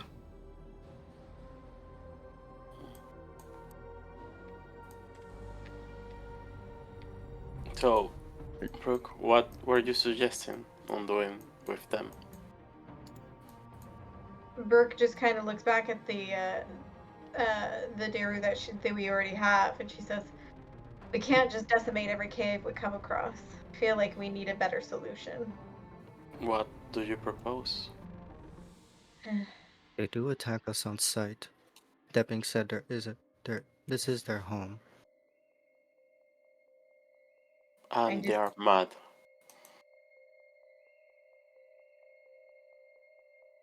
I don't know if we go in with maybe a non-lethal approach to the Daru, especially so with the fact that if we can see, maybe I don't know if we maybe want to try and creep forward and listen in, see if they maybe say something intelligent. Well, be my guest. Go ahead. Okay. Can I I would have sug- some guidance if I'm going to go forward and sneak? Since she's the only one who apparently can stealth properly. Just all of my heavy armored friends. Well, we'll be behind you, but if anything does happen, if that dog catches you, you're going to be in quite a hard spot. But hopefully As you are Lysander will guide walking- you, and I'll give you guidance. Give me I'm guidance. prepping my gun, okay? I don't believe that we can talk this out, but sure. Okay, so Brooke sneaks forward. She will have her stealth, and there's a So can you roll me something I'm gonna ask you to roll for, which is wisdom perception check, please? My wisdom perception check? Yes, Brooke. Okay.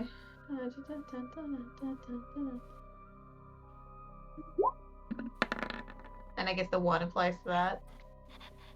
If you have something that would help you with that, yeah. It's the caster's. Okay, with guidance, yeah. Yeah, you can choose whether to use it for stealth or not. It's the caster's choice, whatever that applies to. I just want to see what your perception is as you stalk forward. My passive perception is 15. So Brooke can discern an absence of foot traffic over a section of the floor that forms over the middle of this chamber in that area over here. In fact, I'm gonna go ahead and place a little indicator for that absence of foot traffic, like so.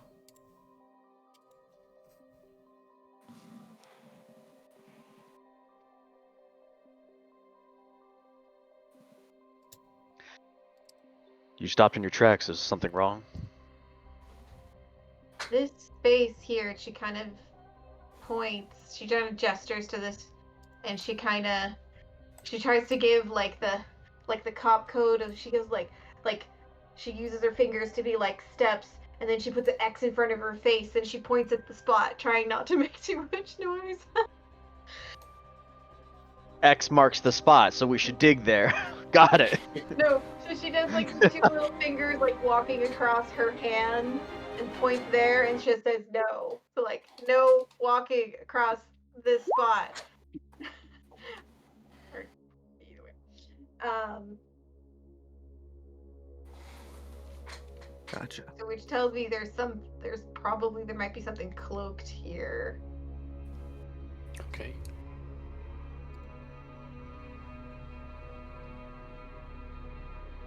Stick to the left side of the wall. Okay. I don't know if I won't anyone hang has the back. ability I have to an see if there's Brooke wasn't able, other than noticing the floor itself, I don't think she's able to determine if there's anything else, if there's actually something hidden. Of course, here you're or able to not. determine. D&D works in a way that you tell me what you want to do, I tell you what's the rule, and then I'll tell you the result of it. So what would you like to do? If she could, without touching or crossing the area of no footpath, she would like to investigate to see if she could determine if there's something hidden here. Roll me an investigation.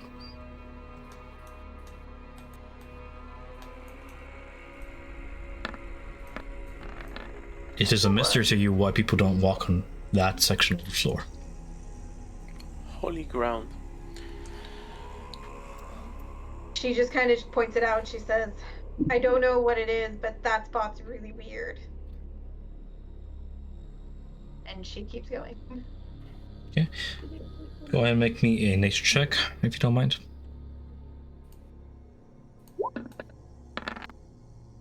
Wow. Getting all of those out of the way. You see fungi patches to your left and right. Can't really discern the species of them.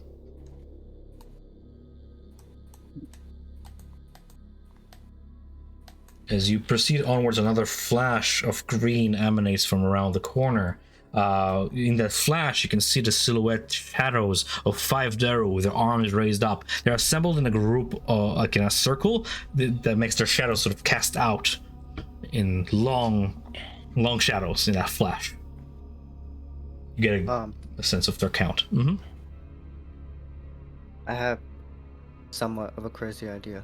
So I want to take the 20 pounds of gunpowder that we have, that large ass keg of gunpowder that we have, and wanna open the lid a little bit if it can be opened, and stick one end of like my rags in there. What? He's making a And Molotov close it. bomb. I'm making a Molotov. I'm making a bomb. A very long-winded way of him saying I'm making a the Molotov bomb, rags. yeah. Using the rags and the 20-pound gunpowder, and yeah. Yeah, I wanted to ask you, Tom. The Inuit charge goes around corners, or full cover will protect us? The what charge? The Intuit charge, or bomb. Into a charge is new- not stopped by any solid walls, no. Okay. Yeah, Okay. the heavy it's how heavy? It's 50 pounds. Yeah, it's still sitting in Brooke's bag. Tom gave me this idea at the end of last session. A green glow rises suddenly from a magic circle at the center of the platform to your right there, Brooke, to where you can see now. In that circle where small humanoid statue is the focus of some sort of a chanting ritual. As you watch, a lump sprouts from the statue's back, enlarging and reshaping itself with each unholy verse to take the form of a second head. Human? Giant. Like a statue? Stone giant. Oof. Interesting.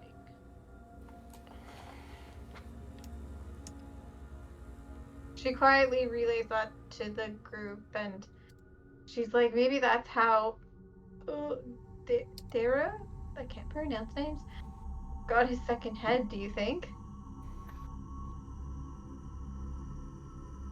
It's hard to say for Seems now. eerily similar. I can't really see anything. We should stop them fast. They're going That's heads, what happened to perhaps. Rayhood. Yeah.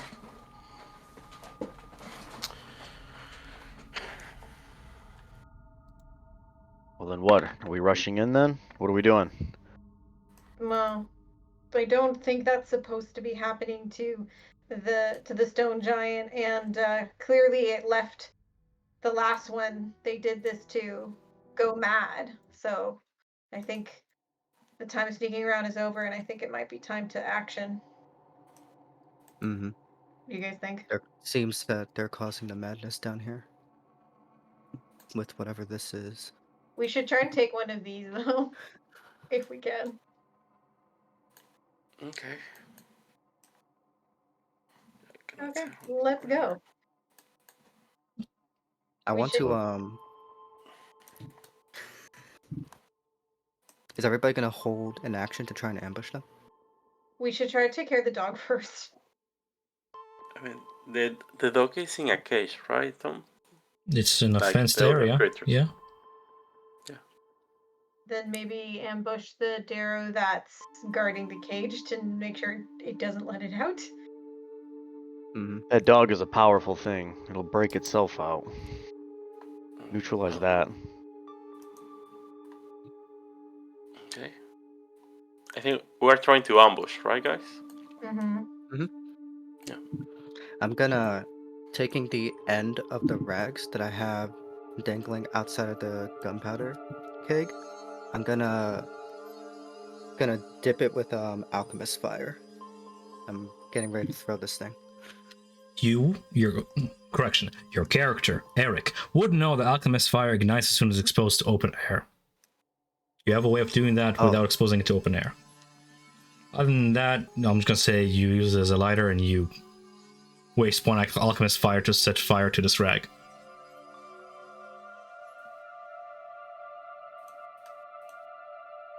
If only you had a character in the party who could like conjure fire in the palm of his hand or something crazy. I know. Yeah, I miss Flint too. Do you need a light? Fire Janaki. Like, where are you throwing this? Gonna throw it at this dude. 20 pounds of gunpowder? Jesus Christ. Yeah, just fucking nuke him then. Yeah. You think if I throw it in front of him, like in front of the cage, it'll hit the dog? I mean, it's probably got an explosive radius. It's 20 pounds of just pure gunpowder. Mm-hmm. But you gotta throw that like, what, 70 feet? Are you just gonna like rush up there like with it like over your head on fire and then just get close and they all just stare at you and you throw it over your head? Yeah, because like even Marcus, like Come on, Nick, get with it. All my NPCs are retards. I know. I was just gonna say, like, how are you gonna get this over there? Eric is gonna get a running start, runs up 20 feet, and throw the gunpowder keg. Cool. Can I have everybody roll me initiative, Right to please? here. as Eric ignites the rag, and with that source of light, flashes by a shrieker mushroom, maybe 5 feet in front of Brooke that she was about to step on. It shrieks out, yells out, matching Eric's pitch as he throws it. So I'm gonna have everybody roll initiative, and we'll see how this little encounter of ours turns out. FBI, open up. Ooh, Castlevania music, nice.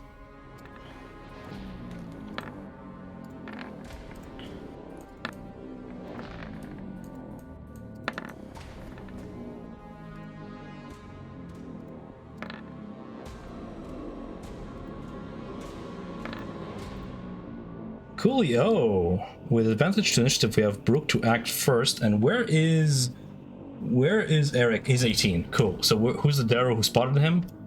That would be, yeah, makes sense. The one that's facing the entire chamber. Cool.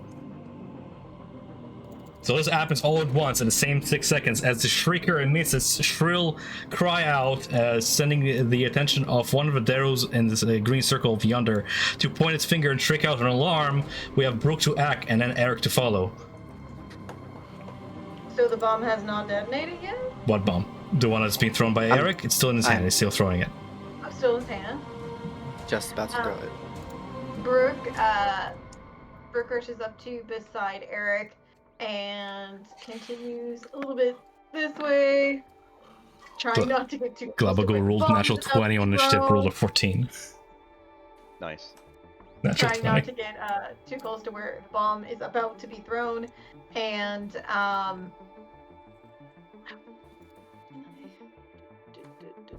wrong thing. Can I have the thing base? It's a straight line. Thank you.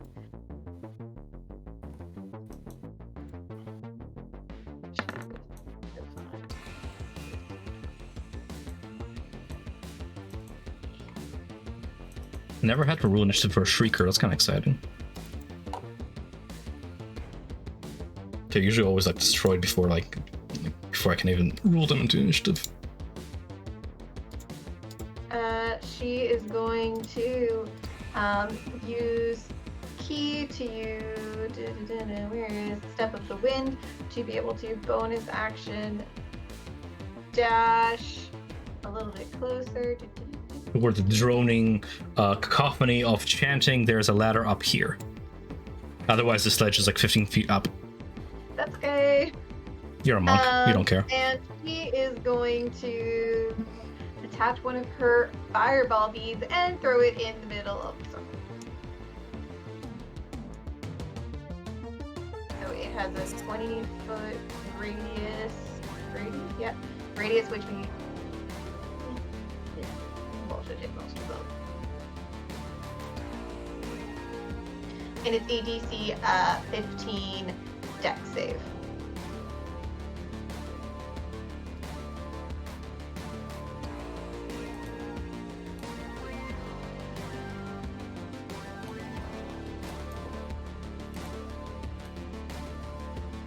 You can get 3 of them if you just throw it like right here.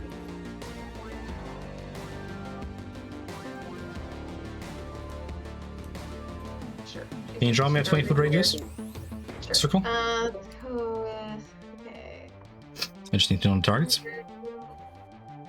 As the fireball explodes out, spreads.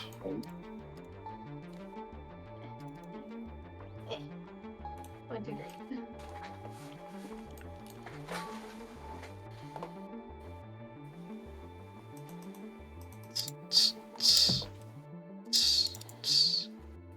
Dexterity.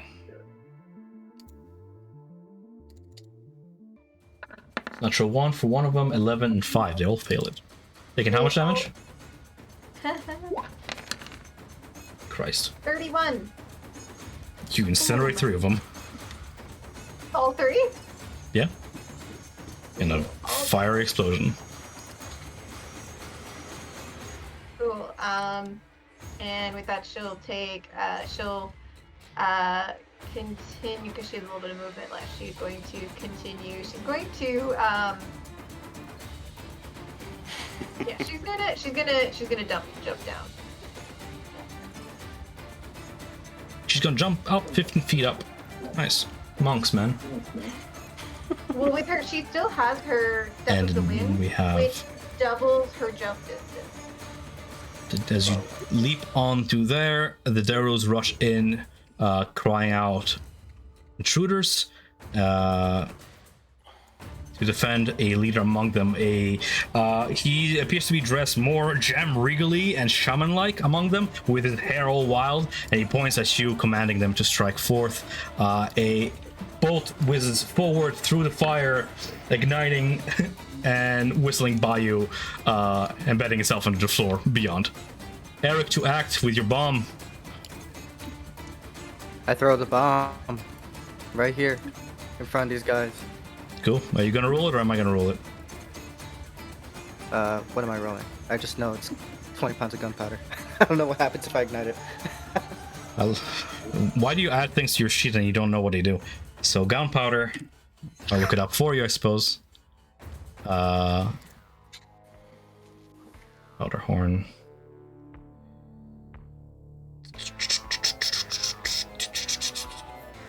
Oh, I found it. Sitting 30-foot radius, dexterity, DC 12, dexterity. Creatures within 10 feet of it. On a successful dexterity DC 12 dex save. The Darrow succeeds saving against it. The Death Dog will also attempt to dodge out of the way of the explosion with a 18, and I'm gonna stop it from whispering. I really wish I could default this. So they both succeed, taking half of 3d6. Of 76. 3d6. Oh, what? You wish you had a keg. You said it was a.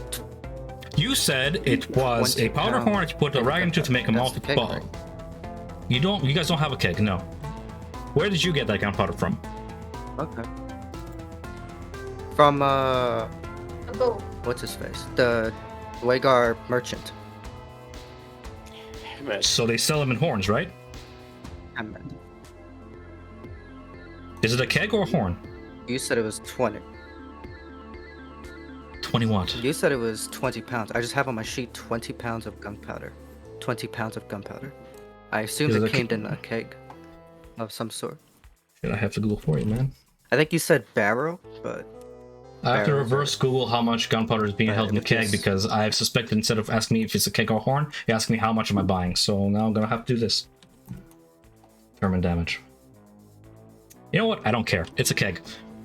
So half of 76, 27 halved is 13 damage to each of them. Fire 13. as a fire explosion busts the fence and sends them both reeling back, killing the Darrow. Doesn't matter if he saved, he's just dead from the explosion. Singed fur, the dog shakes itself, stressed from the damage. Anything to follow up for Eric? Eric's gonna move to here. And can I extra attack throw another item? No. Yeah, it's an attack. No? Oh. Never mind. Okay. That is my turn. Cool. That Darrow is dead. It puts Demek on next initiative. I'm going to. Whoa. Never mind. Sorry, this is the wrong one. 5, 10, 25, 30. Coming down to here, feel like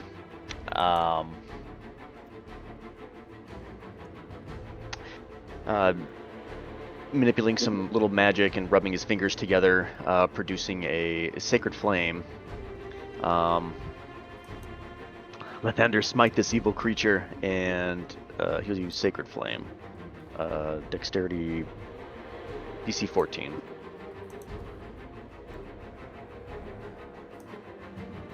I'm sorry, Nick, against which target? The death dog.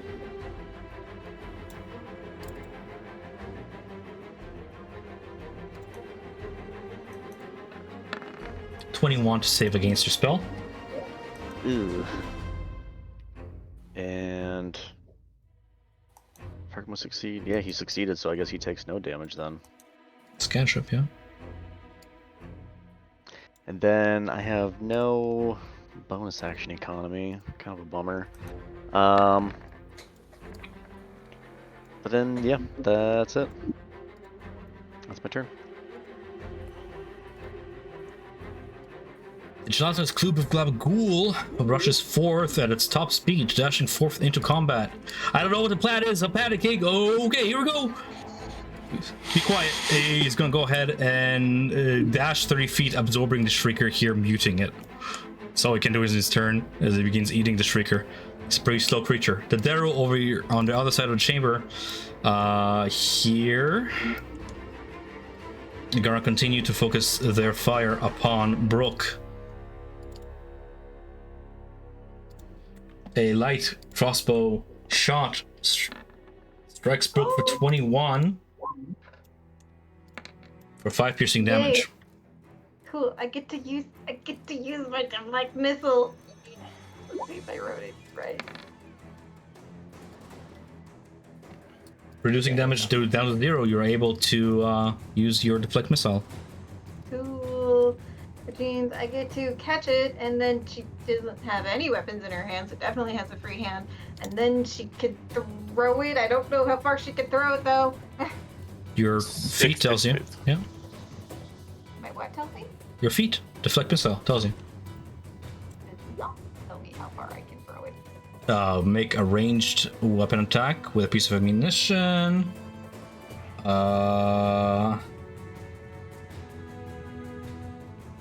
It's an improvised weapon, so 60 feet at disadvantage, 20, I believe. I can look up improvised weapons real quick in the PHP for you to confirm that, but I think it's 2060. It's more than 20, but less than 60, so I can do it at a disadvantage.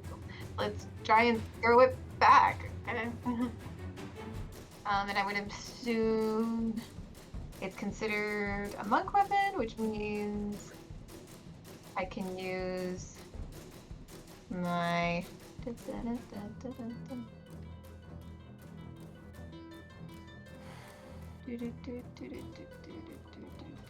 An improvised thrown weapon has a normal range of 20 feet and a long range of 60 feet. Which means Yep. I can use... Which means I can use my dex. Yeah. Okay. D20 plus your dex modifier plus your proficiency to strike with the arrow.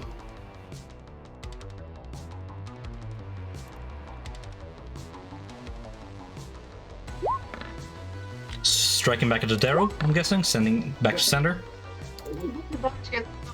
Feet.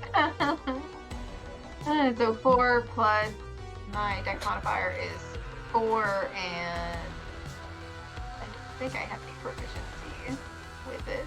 Unless, well, no, yes, I do because it's a monk. Plus 2, so for a total of 10. So my proficiency is 3. Plus 11. 4 plus So. 3, so 11, yeah. Unfortunately, 11 does not penetrate, just sticks to his shoulder to like a non-lethal strike against the Darrow, but he's shocked nonetheless as you send his arrow back at him with a dexterous monk maneuver, like still reeling from that attack.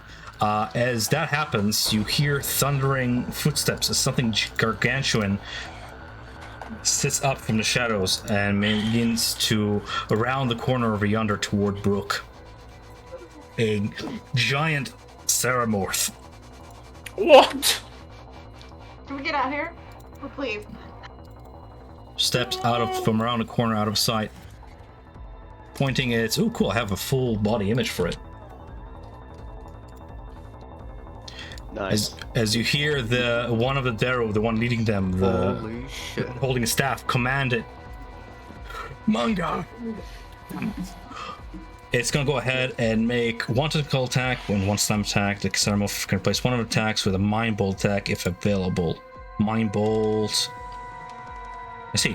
So, as it points one tentacle at you and sends forth a rippling bolt of energy that pushes through the air, can I get Brooke to make me an intelligence saving throw of 15, please?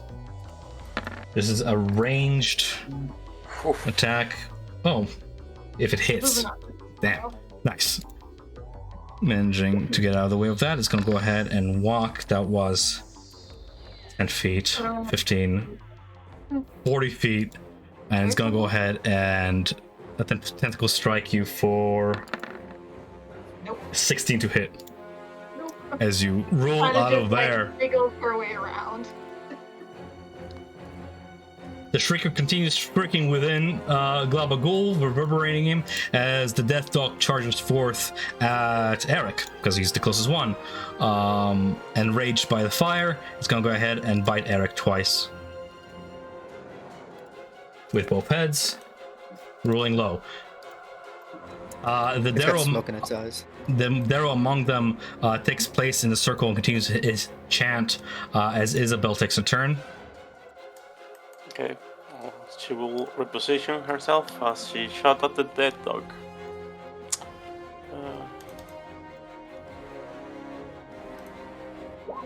18 to hit. 15 fire damage. Singes the fur further. Bonus actions. No, we're good.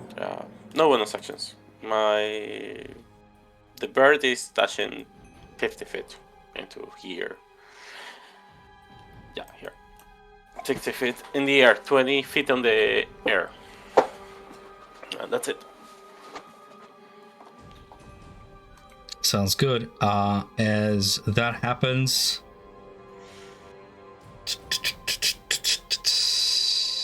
just looking at my spells here, using my legendary action between turns. The Daru holding the staff points his finger at Brooke and casts Hold Person. Brooke, it's going to be a Wisdom saving throw from you, please, against DC of 13. Stay where you are. Freeze. Disadvantage on everything. Paralyzing. I'll give you inspiration. Okay. Roll again. Well, the 21 would save, but sure. Oh, good. Because for some reason she's rolling twice with a disadvantage. I guess, yeah, inspiration would have her roll again for an 11. Yes. Does not succeed, unfortunately. That's unfortunate. Brooke, taking the front there, is paralyzed by the spell while I am maintaining concentration upon it. That is the caster of Yonder.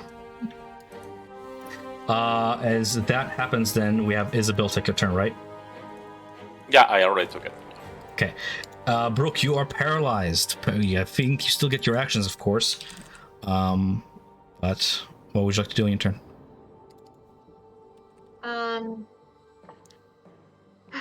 She is paralyzed. I just want to double check what that allows me to do.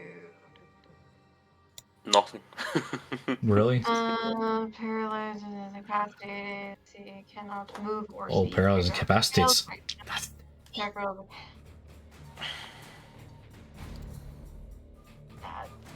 Well, I mean, you did rush in alone, so. Incapacitated creature cannot take any actions. Oh my god. It's worse than incapacitated. Yeah, Okay, well, at least you get to roll a wisdom check at the end of the turn. Luckily, I just had my turn right before hers. Because, what is it? Hold person. It is paralyzed. Yeah, I guess I get to. At the end of each of its turns, target can make another wisdom saving throw. This is against the DC of 13. Go for it. There you go.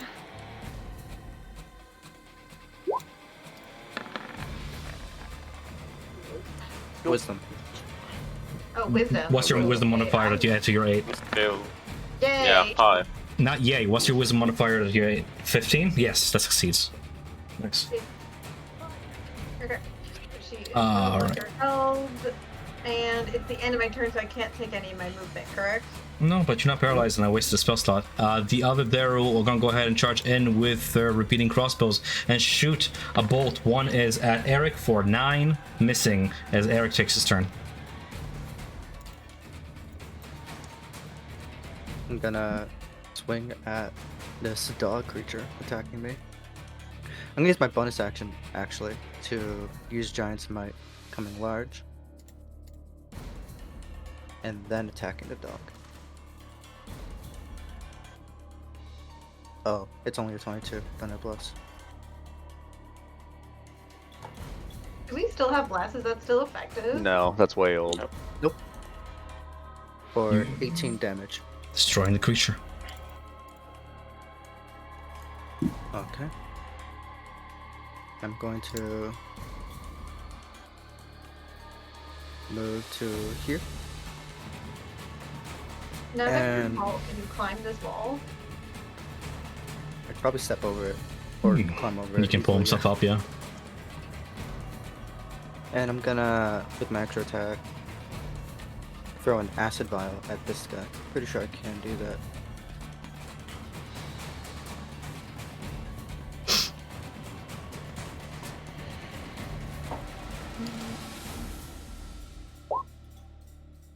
Unfortunate. You're making a strength check? When you guess make it- ranged attacks, aren't you able to choose between dex or strength? No, it's dexterity. But, you know, it doesn't hit either way, so I don't really care about the result. Okay. Oh, okay.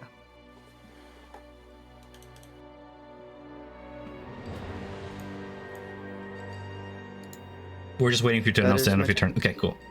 Davik. Okay. I'm going to. Let me make sure I measure this right. Oh my god.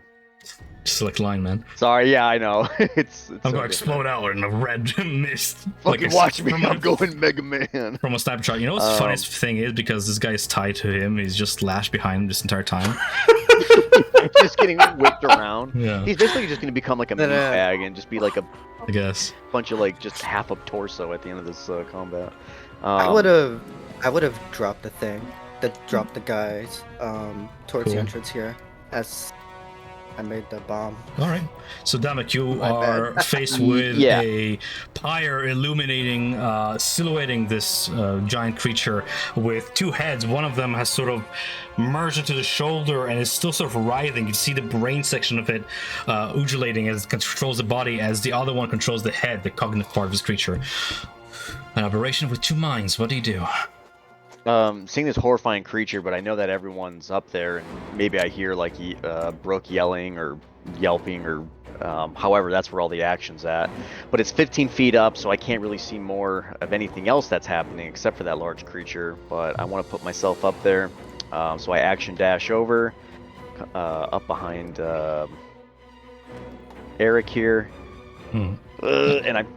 Oh, actually, what I can do is I can cast a spiritual weapon as a bonus action. What does your spiritual weapon look like? Ooh, that's a good one. I want it to be like one of those. It's a mace. It's gonna be a mace that's like has like the ball end with the spikes, a very gold, radiant tone to it. It's like always cascading in like a beautiful like golden light. That's cool. And then I can only put it like 20 feet, so I'll put it right there. Sounds good. We're gonna pretend that this is a mace. That's fine.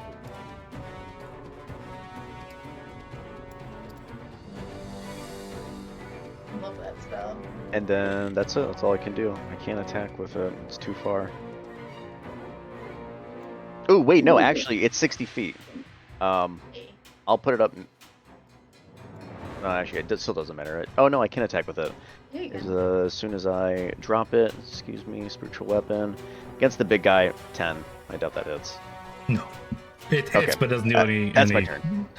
negligible damage. As Glabago sloshes at snail's pace forward, attempting to give his aid, the Daryl over yonder, at the far back behind the flame, is going to close his distance, taking his stance on the ledge to try and sniper shot those of you approaching now. Seeing that you're sort of holding a spell, he doesn't know any better. The Daryl is going to go ahead and attack Damek with a light repeating crossbow shot.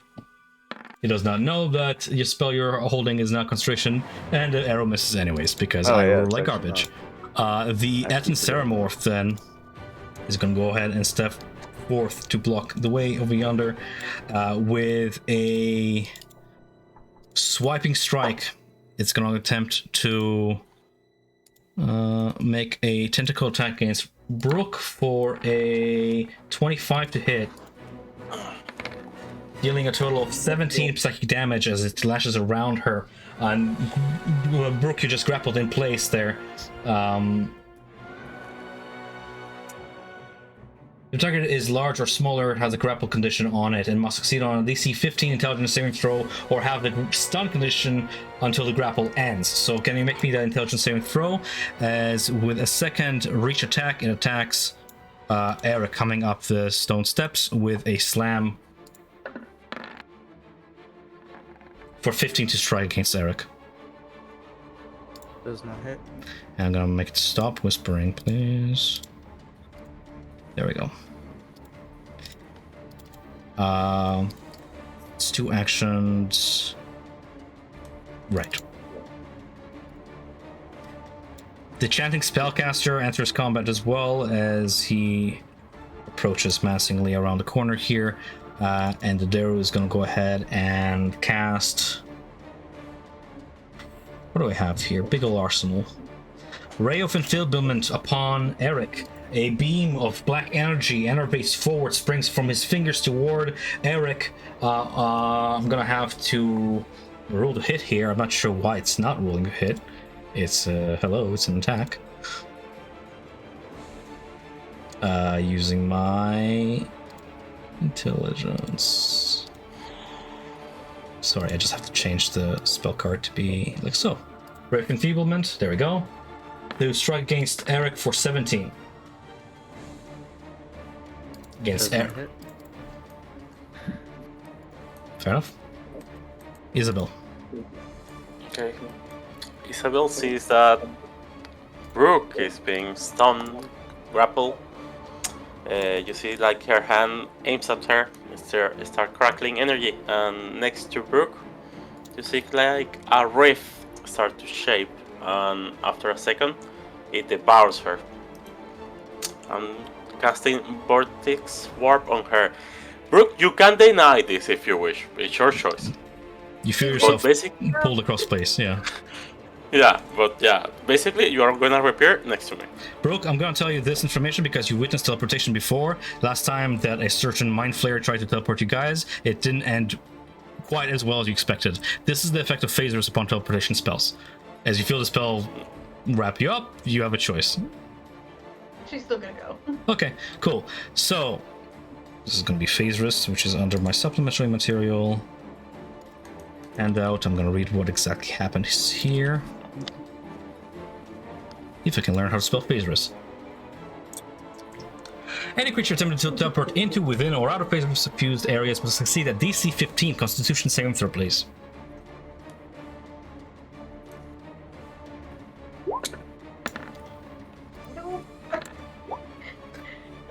Okay, it's not a big consequence. You take 10 force damage as you are teleported. I'm not gonna have mishap happen. Don't. The small teleportation instance, not a big distance to travel. So, Yeah. it's for a moment. Faces latches on, and then because I forget doing this every time, because we forget. You've casted the spell. Can you roll me a D20, please? D20. Yes. Sure. We keep forgetting this. 14. There is no fireballs. Cool. And bonus action, Brooke, because I think you're the only one who is injured, 11 temporary HP for you. Yay.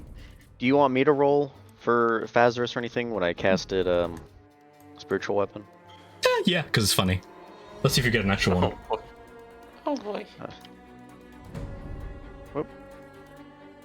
You're just rolling Oh my anything God. but natural one. That's what you're hoping for. Every time you cast spell, this phases around you sparks, and the multicolored light sort of concentrates around your hand, sending out a spell. But luckily, nothing violent or chaotic happens yet. All right, so Isabel manages to teleport Brooke back to safety there, out of reach of this monstrous Etten. And that's it. The bonus actions, movement. Oh. So we start the next round then. With Brooke's turn. Brooke is going to she's going to throw another fireball in. Long arm reach. Nice. radius. Cool. Making dexterity saving throws for the dare first. And for the caster.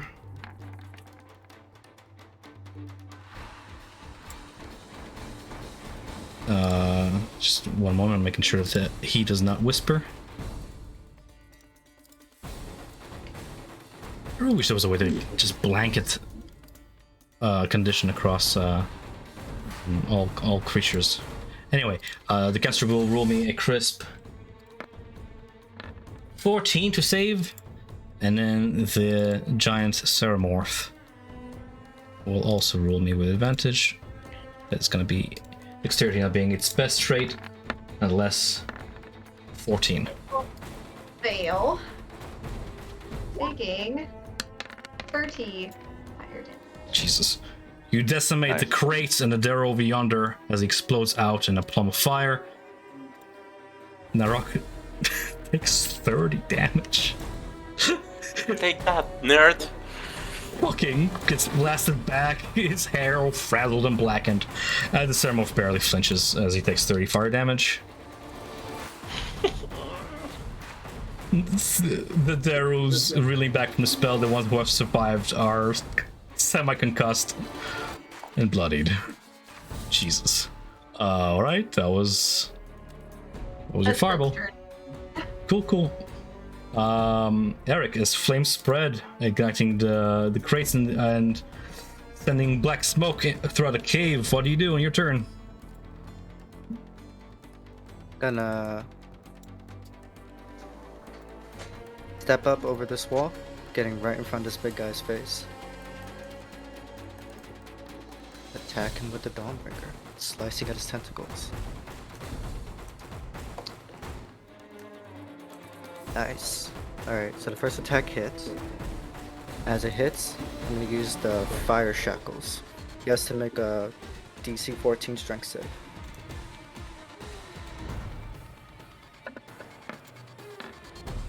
$17. Unfortunate. He passes. He still takes the 3 fire damage, but he's not restrained.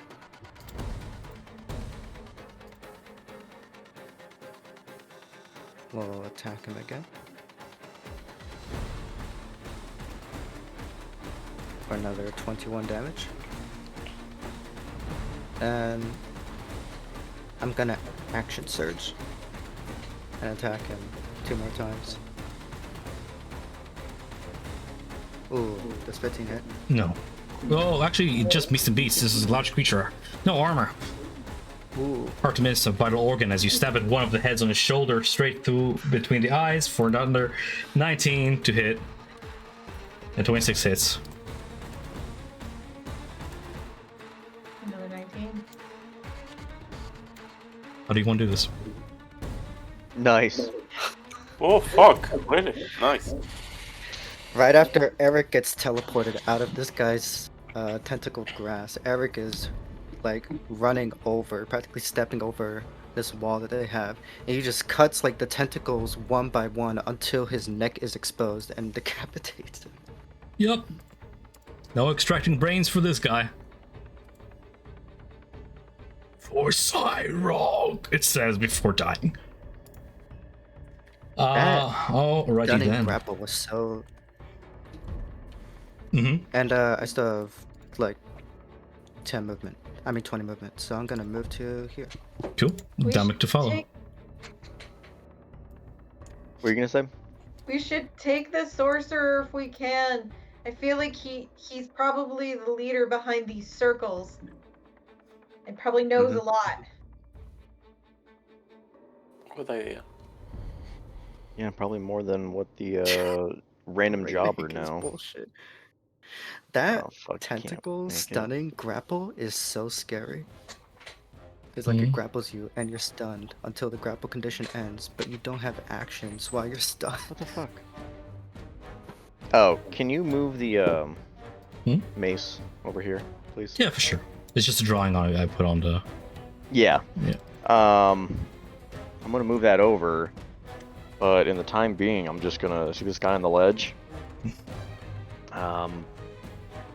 Bonus action moved, and I'll use Sacred Flame on that jobber. This one up here. Dexterity? Yeah, dexterity 14. Sure. Just give me a second here. I'm closing all these sheets. No problem. Now that you've nuked my boss in 4 hits.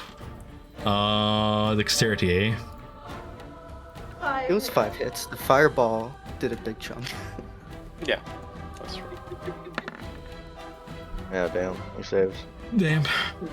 Man, nothing taken. I'm gonna go 5, 10, 15, 20. Yeah, 20. Yeah, I'll just stay here at the bottom at 20. I won't make it to the top. I'm just glad to be useful, says Glabagul as good. he slimes forward to just now reaching the ledge. Cool. He's like the leader, like, keep going! We're winning this fight!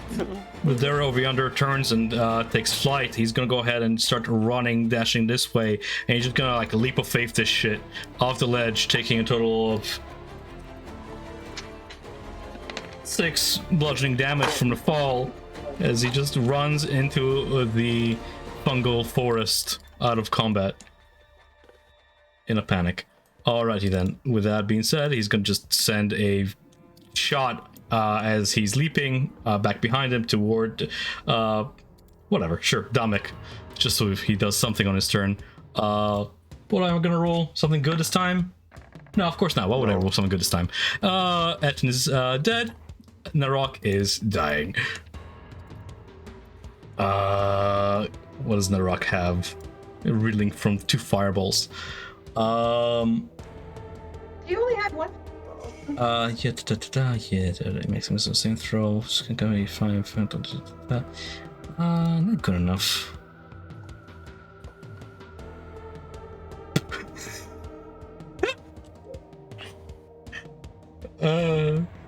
God, this guy sucks without his bodyguard.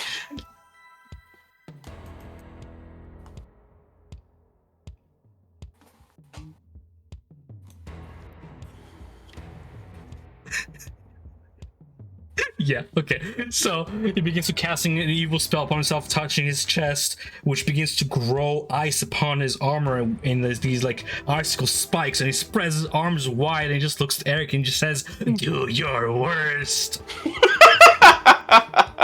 Fuck it.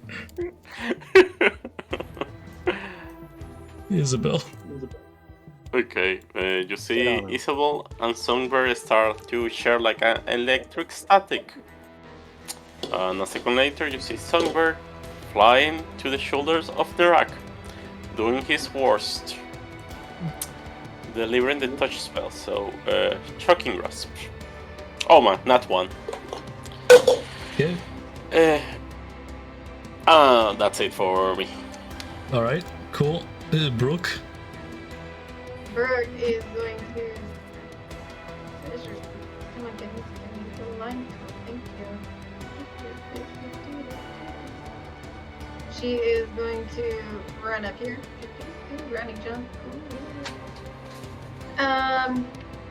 And then she is going to use her bonus action with Step of the Wind to bonus action dash up to. Actually, she has the act. She has the movement. She'll go around, go to the back. And action. You can't defeat Narok. Narok is immortal. Narok will live forever. She has it's 20 and 10. She doesn't have disadvantage on regular attack, so it's the 20 and the 10 there. A 20 hits. 6 bludgeoning damage. Cool. As you impact with him, his armor shatters forth in a blast of cold and icicles. You take 5 cold damage. Yeah. Narak's wrath.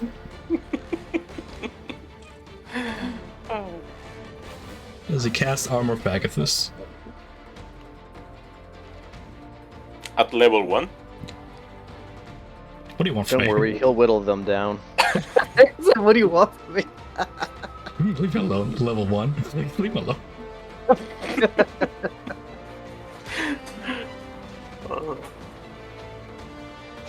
He put all his skills into his summoning. Or his Yeah, mind that's the end of control. Perk's turn. Oh, okay. Eric. I'm gonna try and non-lethally incapacitate this guy.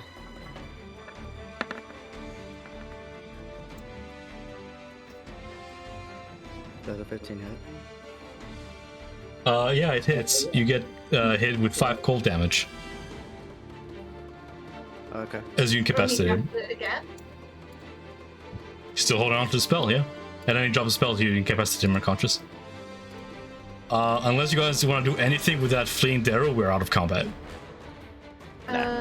Didn't he lose his spell when I attacked him because he lost all of his temporary hit points? Sure. Or am I reading that spell wrong? Yeah, no, you're reading correctly. I don't. It's armor of Agathis on a dying enemy. Eric, you don't get 5 cold damage. Megan's right. He's incapacitated, unconscious. The other Darrow, I guess, runs away through the mushroom forest, screaming into the void. We're out of combat, yeah? Yeah. Cool. It's down to just one fireball beat, guys. You have one more? Damn it. Yeah, I have one more. Damn it. Cool. I'll have to They're make making it good for use of something it. good. Yeah.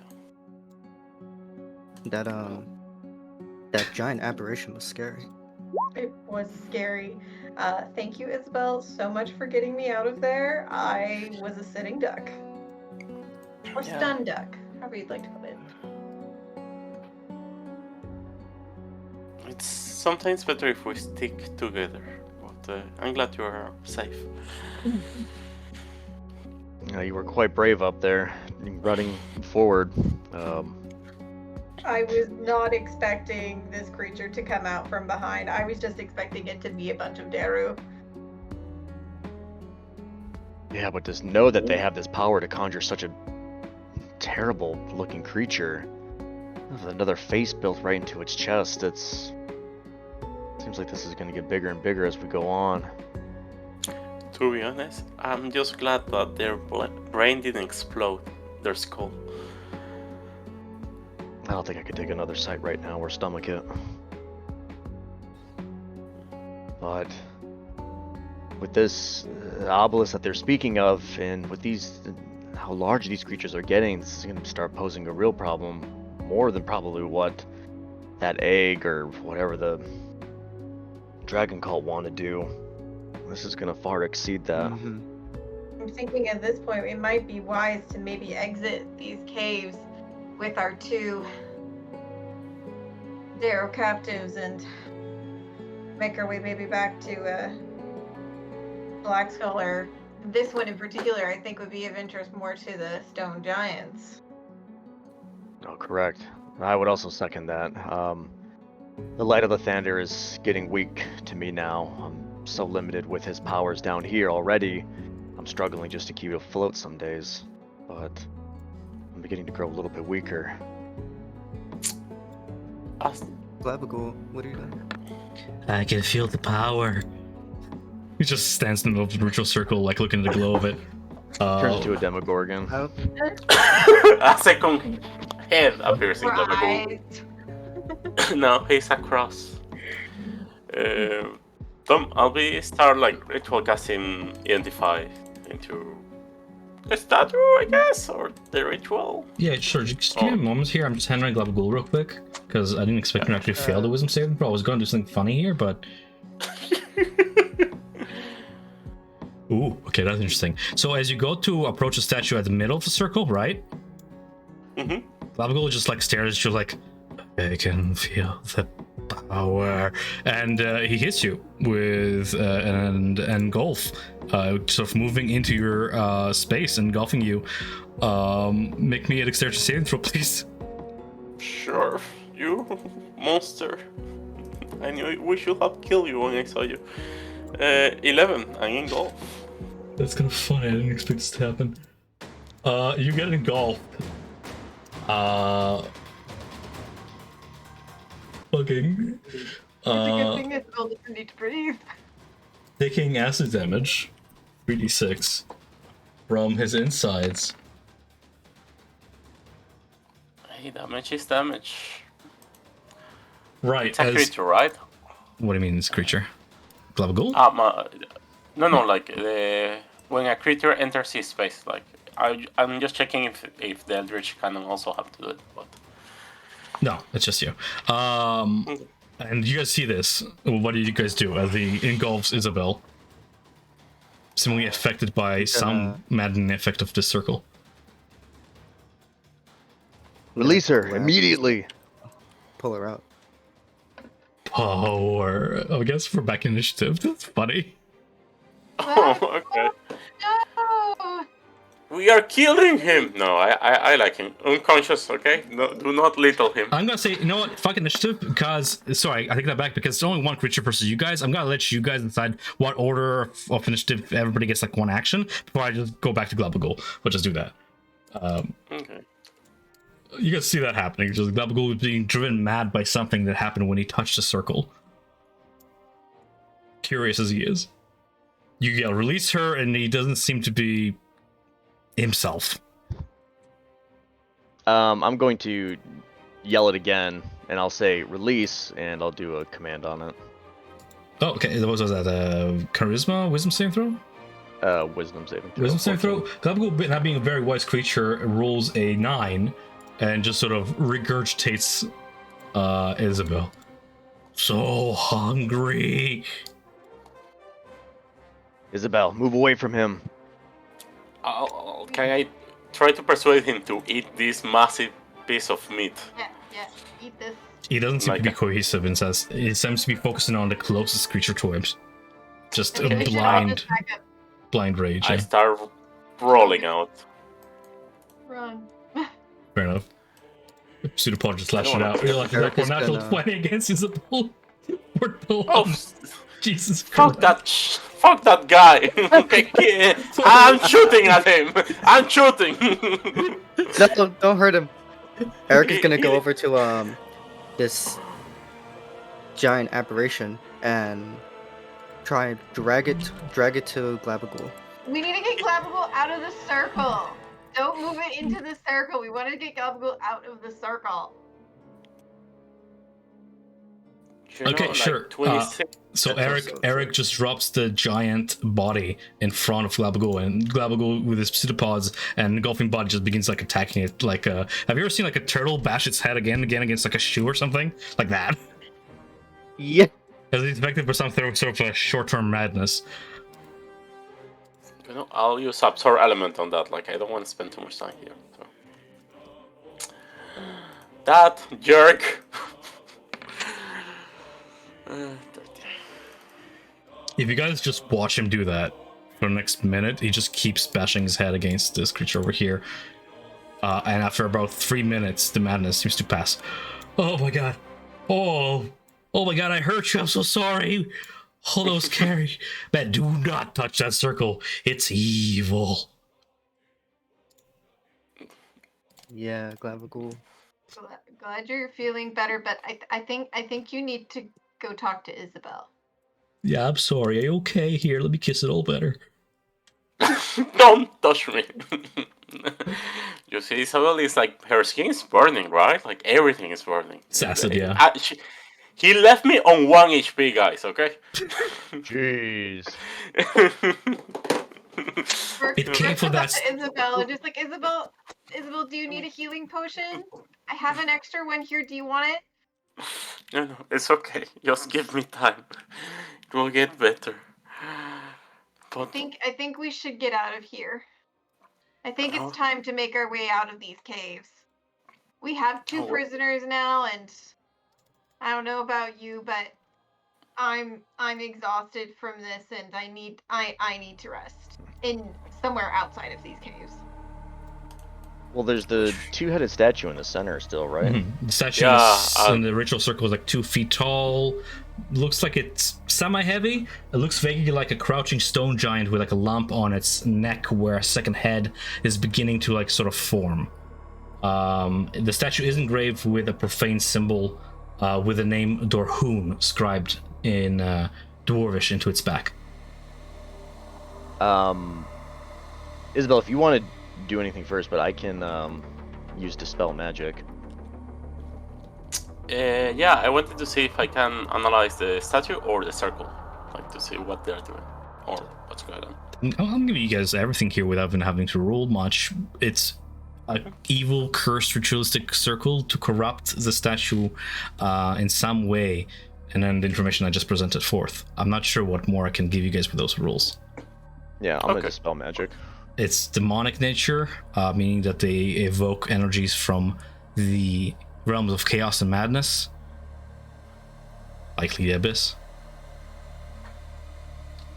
Dispelling magic upon the circle. I wonder if I'm gonna make a DM ruling here and just say that it renders the circle safe. You can feel that maddening miasma loose its hold on this material plane. With a little bit of time that we have, then I'm gonna go in and I'll grab the statue and then rush back out. It Sounds weighs good. 100 pounds. 100 pounds, liftable. Yeah, I can drag it. Yeah. Okay. Well, Brooke will be sure that this guy is You're carrying all it. wrapped up, and begins to bring him back to where the other Darrow is, and saying, "Let's get out of here." This is getting pretty heavy with everything else I have. I'm gonna need a hand with it.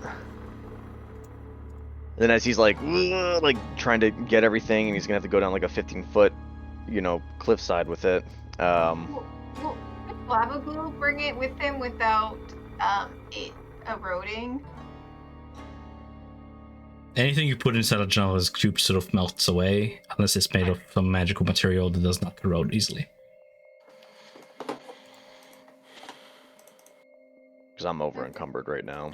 Like as he's like trying to lift and do what he can, like you start to see like the fire in his veins, burn brighter as he's exerting himself. Oh, I have just enough capacity to take it unencumbered if you want. That would help. I'm 1 pound short being encumbered. Brooke is strong as fuck. She just lifts the thing over her head. I've never been so humbled in my life. But yeah, after that, I say we start making our way back. I need a long rest for sure. I think a lot of us are all fucked up too. We can go back the way we came, go through the portcullis gate and take that ladder back up the way the gym jar went.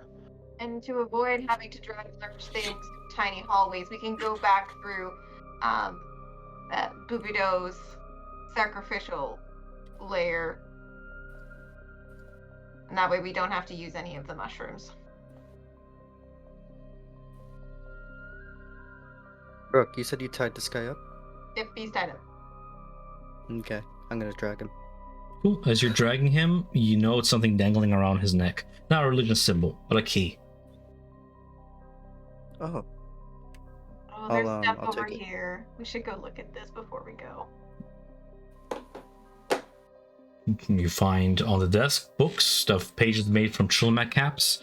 They contain the mad scribblings of someone who calls himself Snow Rock and his fellow Darrow servants. Are you proficient with Arcana, Investigation, or Religion? Religion? If you are proficient with religion, you can spend 8 hours pouring through these books. Is there a lot of them? Yeah. Or could we grab them? Take the books. Yes to both. Who has carrying capacity left? I can help you take the books. I can help you pore over them and give you my insight for what I know from my church. Okay, take the books. Okay. Aside from the books, yeah, stop. I was gonna say there's like any hidden compartments, or if he's moved that desk or whatever he has made shift like over a compartment, or if he's hiding anything else. You find a scroll on the desk that bears a list of 6 stone giant names, including Rahoods and Rahoons. Stone giant names seem to be correlating to the giants of Cairngorn Cavern up in Krakelstuch. And then there's a letter written in broken Dwarvish.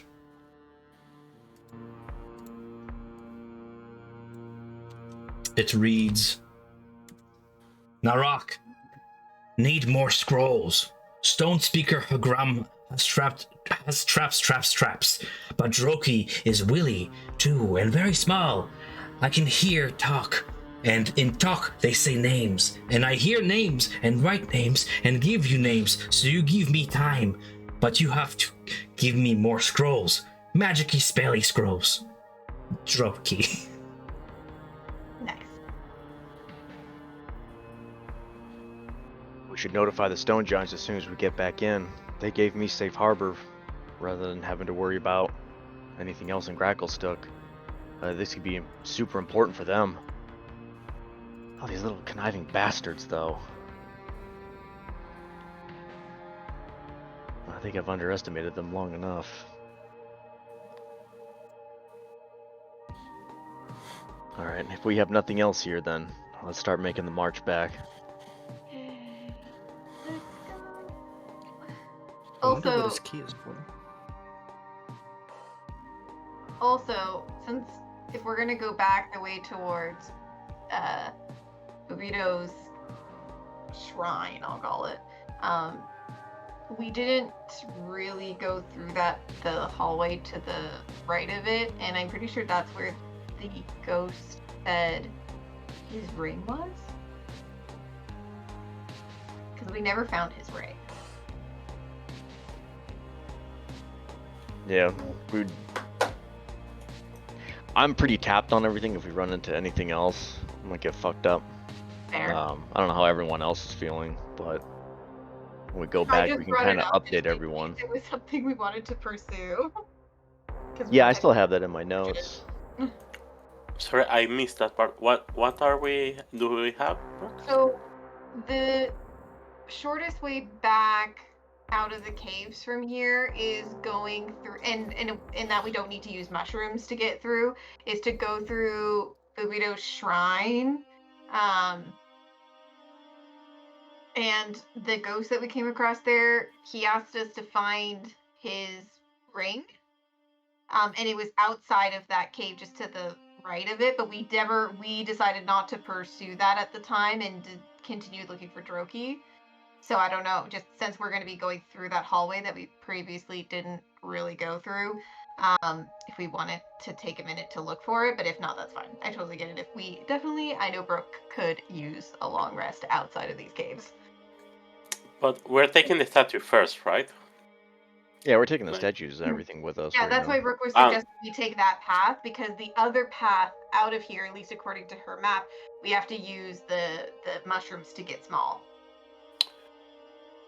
No, but I mean, we're taking the statue back first, right? Or you guys wanna carry it with us to our house? Well, we need to get out of here, and that's Yeah, we're leaving here the no path matter out what. of here. I still, it's not clear. Are you still for me. saying- Are we sending the saying statue? bring Mhm. Are you asking for bringing the statue to the Crystal Cave? I don't think this is one of the statues that belongs to him. It's kind of small. Oh, yeah. Is this Or one? maybe it is, actually. It did seem to be about the same size as the statue of, Hagrid. Yeah, I'm pretty sure this is one of his statues with the names. Oh, Yeah, Maybe That's that's right. why. And it had there was a scroll with 6 names. I think Tom said. Which Yeah, is I'm this gonna one? save Yeah. you guys time too by saying that the other 2 statues are also here, like by the walls, just on the map. But I just didn't want to interrupt your guys' talk or Oh. anything. But sort of piled are 2 other statues here, and another one is just broken. I guess maybe we should do that. Otherwise, I Well, don't then, know yeah, what's back here. Yes. yeah. If there's 2 other statues here now, then Yes, this Yeah, seems to be might as where well. they've taken them for this ritual purpose. Okay. we can drag them, and it should increase our capacity. I guess Uh, we'll do the slow drag. Should we? So are we just gonna take the statues back now to I think so. Okay. Because we know, otherwise we don't know exactly when we'll be coming back to the cave. Yeah, I don't want to leave these here because anyone I have can a just. question. Why not just long rest Right here? on. Anyone else would move the statue? Mm-hmm. We could Because long the rest here. phasers. Because of what? Phasros is super dangerous. Because Okay. of the phasers or phasers? How's that And pronounced? also Cool. the other Daru could come back to this place. Sure, that answers my question. Okay. Yeah, we're pretty fucked up too. I'm bloodied. Like I said, Burke has a healing potion. Actually, she has 2. Nick, did you add the 12 temp? Yeah, I have the 12 temp right now. Okay. But I say we just take him back to the what's his name, Smithoy, or hold on, Swar. Smithor. Smithro. I can't do the roll. Smithro. Mythro. And drop them back, and then see how he is. Maybe he can rest, break his curse. And then we can head out.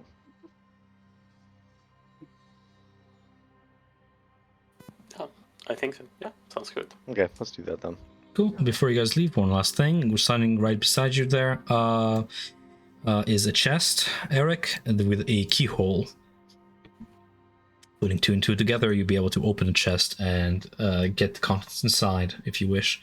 It has a jar of ointment and a leather bag containing gold coins. Nice. The jar of ointment is just normal ointment.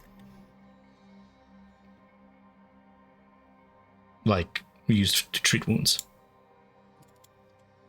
Nice. You have the letters, right, Eric?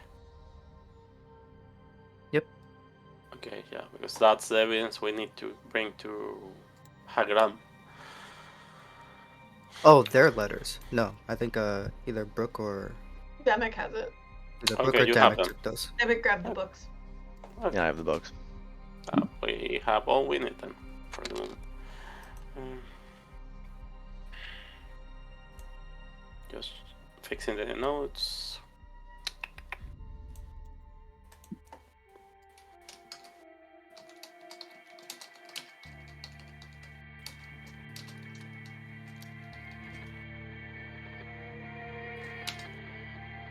Alright, I'm all set to go back to the guy.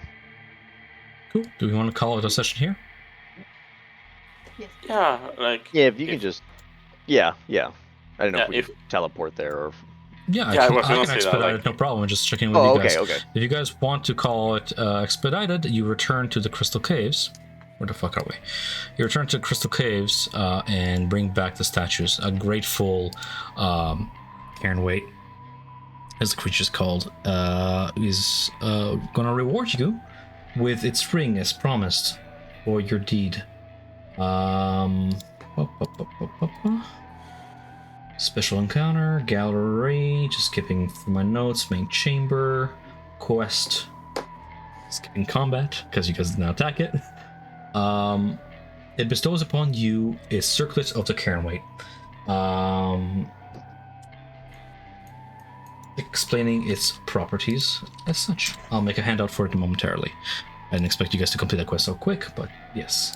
A gold circlet worn as a ring by the Cairnwait of Whirlstone Tunnels. While you wear this golden circlet on your head, or wherever you want it, maybe like as a bracelet on your arm, it grants you divine inspiration from Scornius Stonebones, god of the stone giants, giving you a plus bonus to crafting checks related to stonework. On success, such craft work is considered a masterpiece in the eyes of stone giants. Additionally, it grants you advantage on saving throws against being petrified, and it allows you to cast Flesh to Stone as an action. Once the spell has been cast 3 times, the circlet loses its magical abilities and turns from gold to lead. Cool. Nice. Add that in my notes. With that, in his. I think unless we have something we want to do here, I think we should destroy the entrance as he wished as we leave. Can ask how to lock the key. Maybe we don't have to blast it, but maybe you're right, and it has to be destroyed. Does he say how we can lock it? I mean, the entrance is veiled from all outsiders. The only reason why you found this place is because of the key you're holding in your hands there, Isabel, right? Okay, if that's the case, when we get outside, Take it with you and just don't return, sort of thing, you know? It wishes to remain here in peace. You have taken the pacifist route with this creature.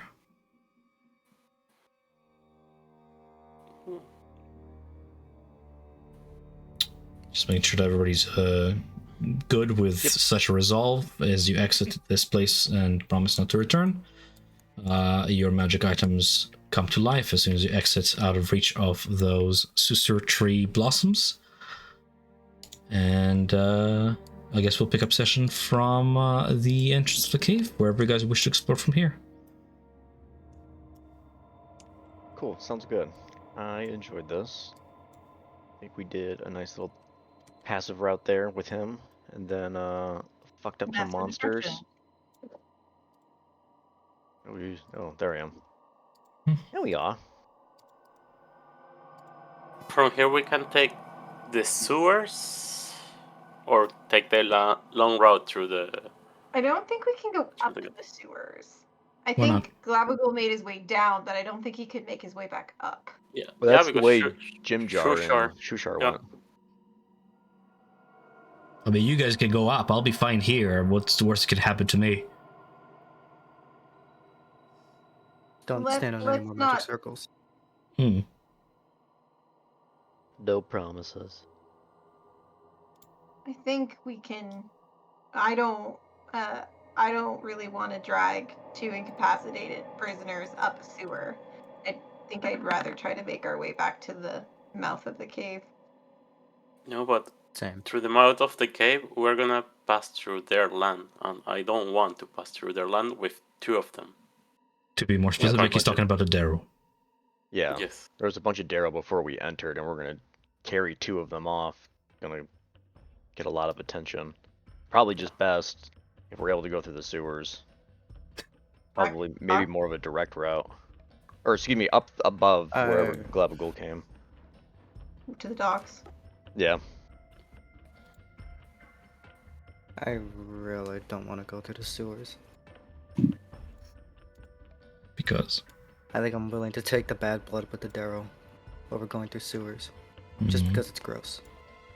Oh, Eric, Poor. There's four of us and a lot of... Poor I'll create some soap for you, okay? I have the tools for it. Ilsa said that it makes really nice bubble baths too. Isabel, you can't seriously be entertaining this idea as well. Come on, we grew up in the same environment. You don't want to go through that kind of stuff. Nobody wants, but you know, I have been bathing acid today. I just wanna get to a safe place. So you want to expose your burnt skin to sewer water? Yeah, it's better than 2 daggers, and you know, I know medicine. Plenty of it. There is no disease that will touch me. Okay. Brooke has been in some not great places and cities, and she's just like, I just want to get out of here. If we think that's the best way, I'm all on board. From further down the town road toward like the north, past the Phasers mist and all that, where you saw like the great lake and the spiraling pathway, you hear a familiar voice. So late, so late, so late. Got to be late. Ooh, got to be late. As little Droki with winged boots sprints past and in this direction. Oh my. Yeah. No, I got him, okay? I'm breaking this thing. Oh. So excited. I'm just gonna say you guys got a glimpse of it traveling from this direction up this ramp. And that's sort of what we're gonna have you guys know as we wrap up the session, I suppose. The choice is yours. Okay. Okay, perfect. Thank you, Tom. Yep. Isabel. As a reminder that I'll not give all you your 20. quests are complete. No. Isabel, I'll give you 20 GP. Let's go through the city. Let's go through the city. Oh my. I'll cover you, Eric, okay? Jump in my back. Don't breathe. No. The thing though is because we have prisoners, I don't know if we can necessarily really long rest before we deliver them. I think we have to go and deliver them first. Yeah, once we get to the city, we'll Just give find them to a Erde blackguard. and Hagram. Well, I think we should we should deliver them personally to Erde and Hagram and tell them about what we saw. Ivan, did you complete any of your quests? Sorry? You had a list of quests that was pretty neat. It had Yeah. focused the group on like their tasks ahead. Did you complete any of them? Yeah, the one of the Smitur. It's on. You found out about that quest today. I was talking about the other ones, but the reason why you guys entered these caves. Let's see, some of them. I think some of them are done. The Keepers of the Flame, but we're still missing the instruments. What are you looking for the Keepers of the Flame? The Dragon Egg, and any instrument that are a magical instrument that are using to create chaos on the city. Cool. I just want to put it on the table to establish that you guys didn't find either. So So, Yeah. not that one. Yeah, we're still going back in. We Cool. just want to rest in peace. cool. I know, but I want to capture Droki now, guys. We have the in here. I'm going for torture now, okay? Oh, this was not Full like you can interrogation. capture him encounter. This was just like you picked up his trail again. This guy is dashing with boots of speed. You're not catching him. Oh, fuck. Okay. Yeah. He got me, I guess. Yeah, this is not even a chase. This is just me like giving you like the benefit of like this guy is lost in the cavern, same as you guys, and he's just wandering around trying to find an exit. Yeah. Saw you guys went shit, went the other direction.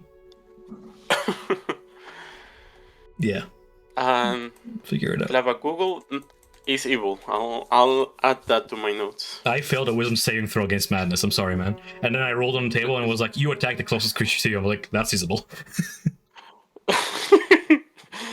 Oh, that's easy. Yeah. As soon as I saw him walk into the magic circle, I was like, I don't like that, but somebody else was talking. I didn't want to interrupt. I'm literally investigating the most interesting part of this whole dungeon. Big magic circle, what do? We got a lot done today. Yeah, quite a bit. Okay, Cool, well, that was awesome. Thank you guys for a very, very entertaining evening. And we'll see y'all next Tuesday. It's a long weekend this weekend. I'm excited. Do you guys have a holiday? Is it just called the Civic Holiday? I think it's just called Civic Holiday. Next Monday. Or the next Monday that's coming up. I think that's what, like the 4th or something?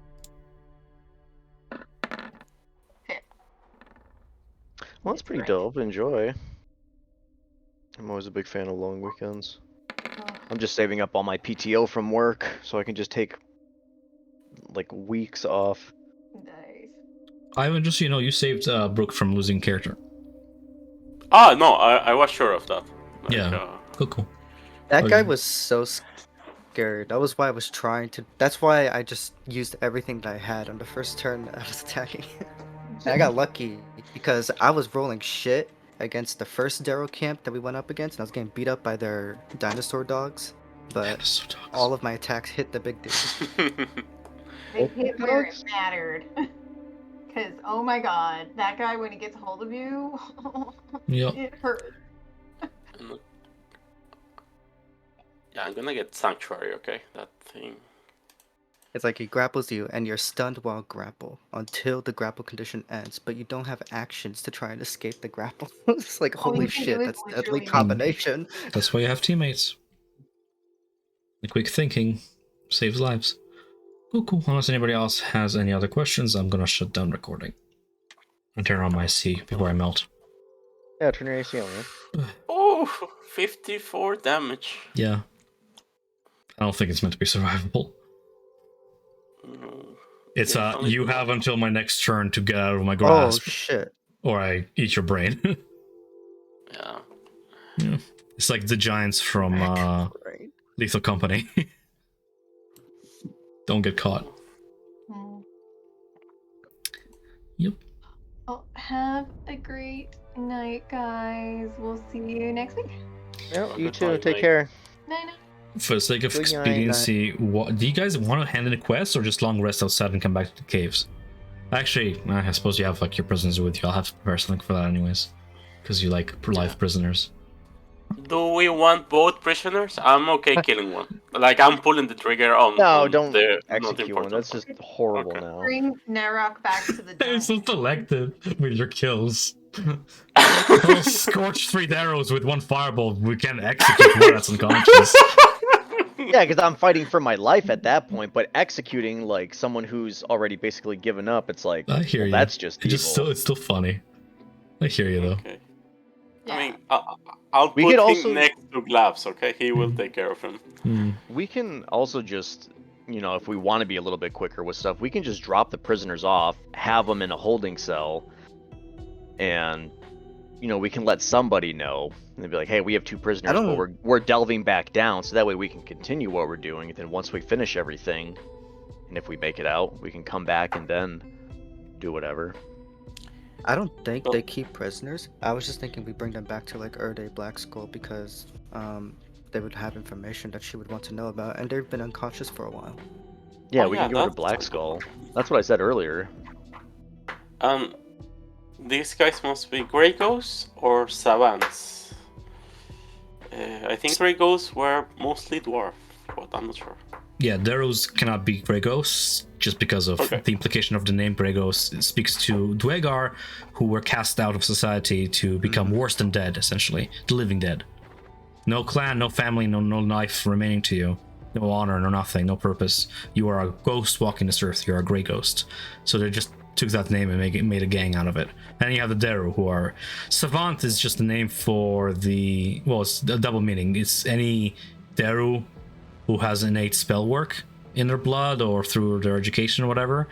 And the most powerful among them rise to become the Order of Savants, which is a council that serves by the king's side to represent the Daru population of Grakostuch. That's all available in the journal when I was sort of detailing Grakostuch city and stuff. Right, so the Daru would be Savants, the Grey Ghosts would be those the alchemists and all those people you found with intellect devour in their skulls. Oof. But they're working. Good But to they're know. working together in these tunnels. It seems, right? So, especially since Droki is sort of the Well, middleman are between they? all of them.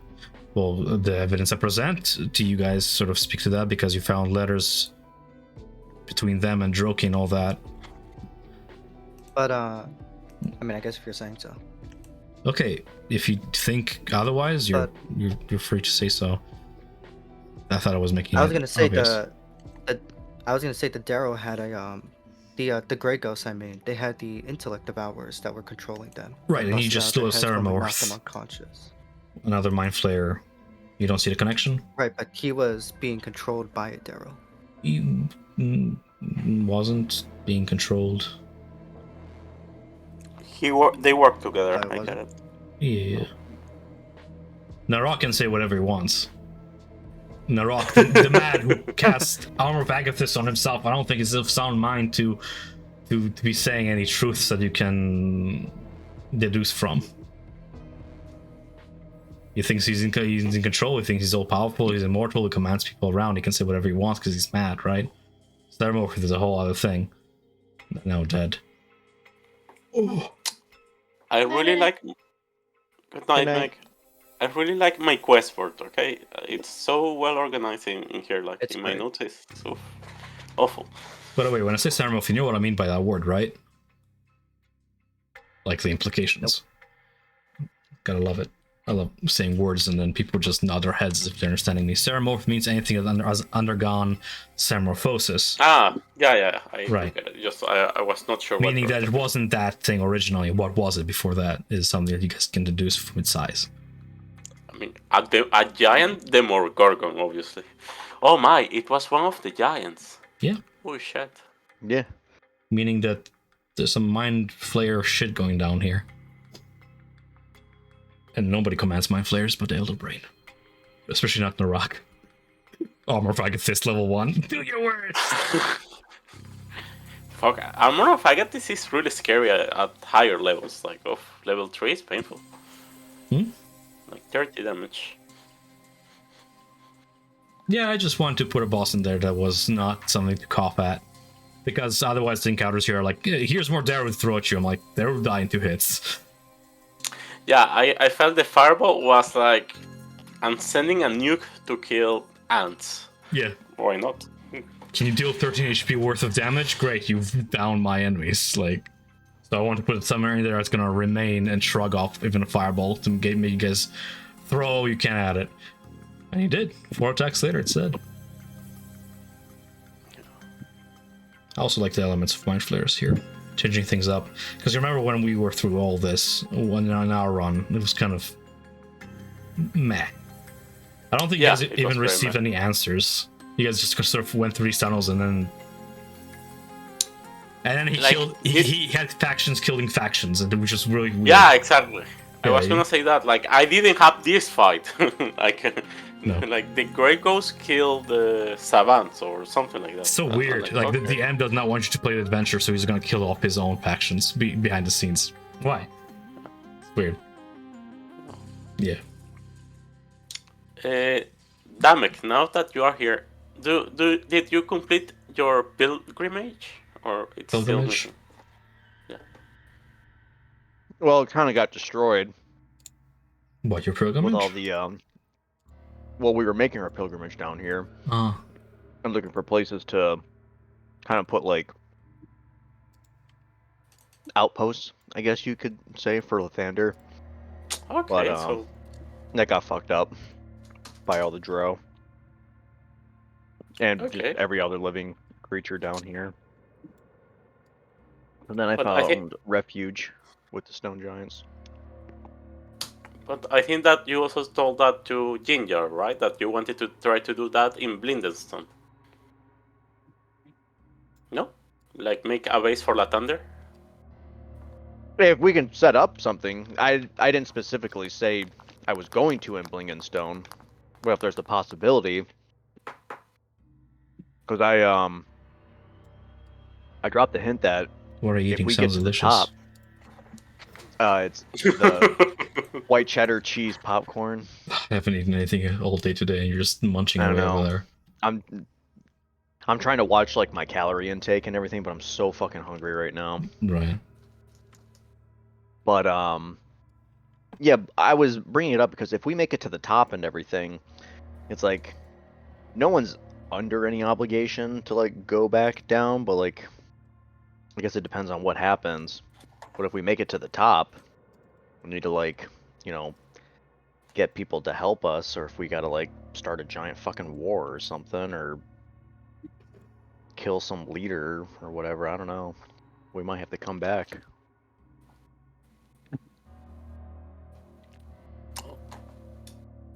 It's good that you're planning for it. I'm just gonna tell you this right now, Nick, that if and when that happens, the campaign does not put all that weight on the players to decide what to do. Like, I'll have stuff for you guys. Like, you don't have to super brainstorm it all by yourself. I got you. Like, I'm on your wavelength, and I have stuff for this. This is something that'll be sort of challenging through Ginger and RP, where step number 1, get to your next destination. Like, surviving to your next point of interest is a miracle in by itself. Once you are there, you can plan for what's there, and once you're done with what's there, you can plan for what's next.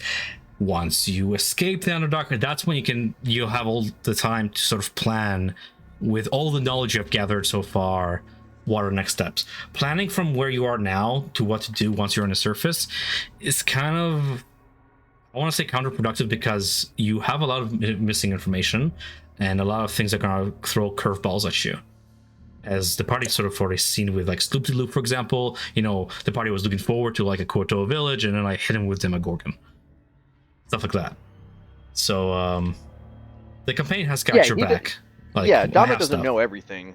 The biggest thing that we know, but what poses a big threat, is the demons and everything. Right.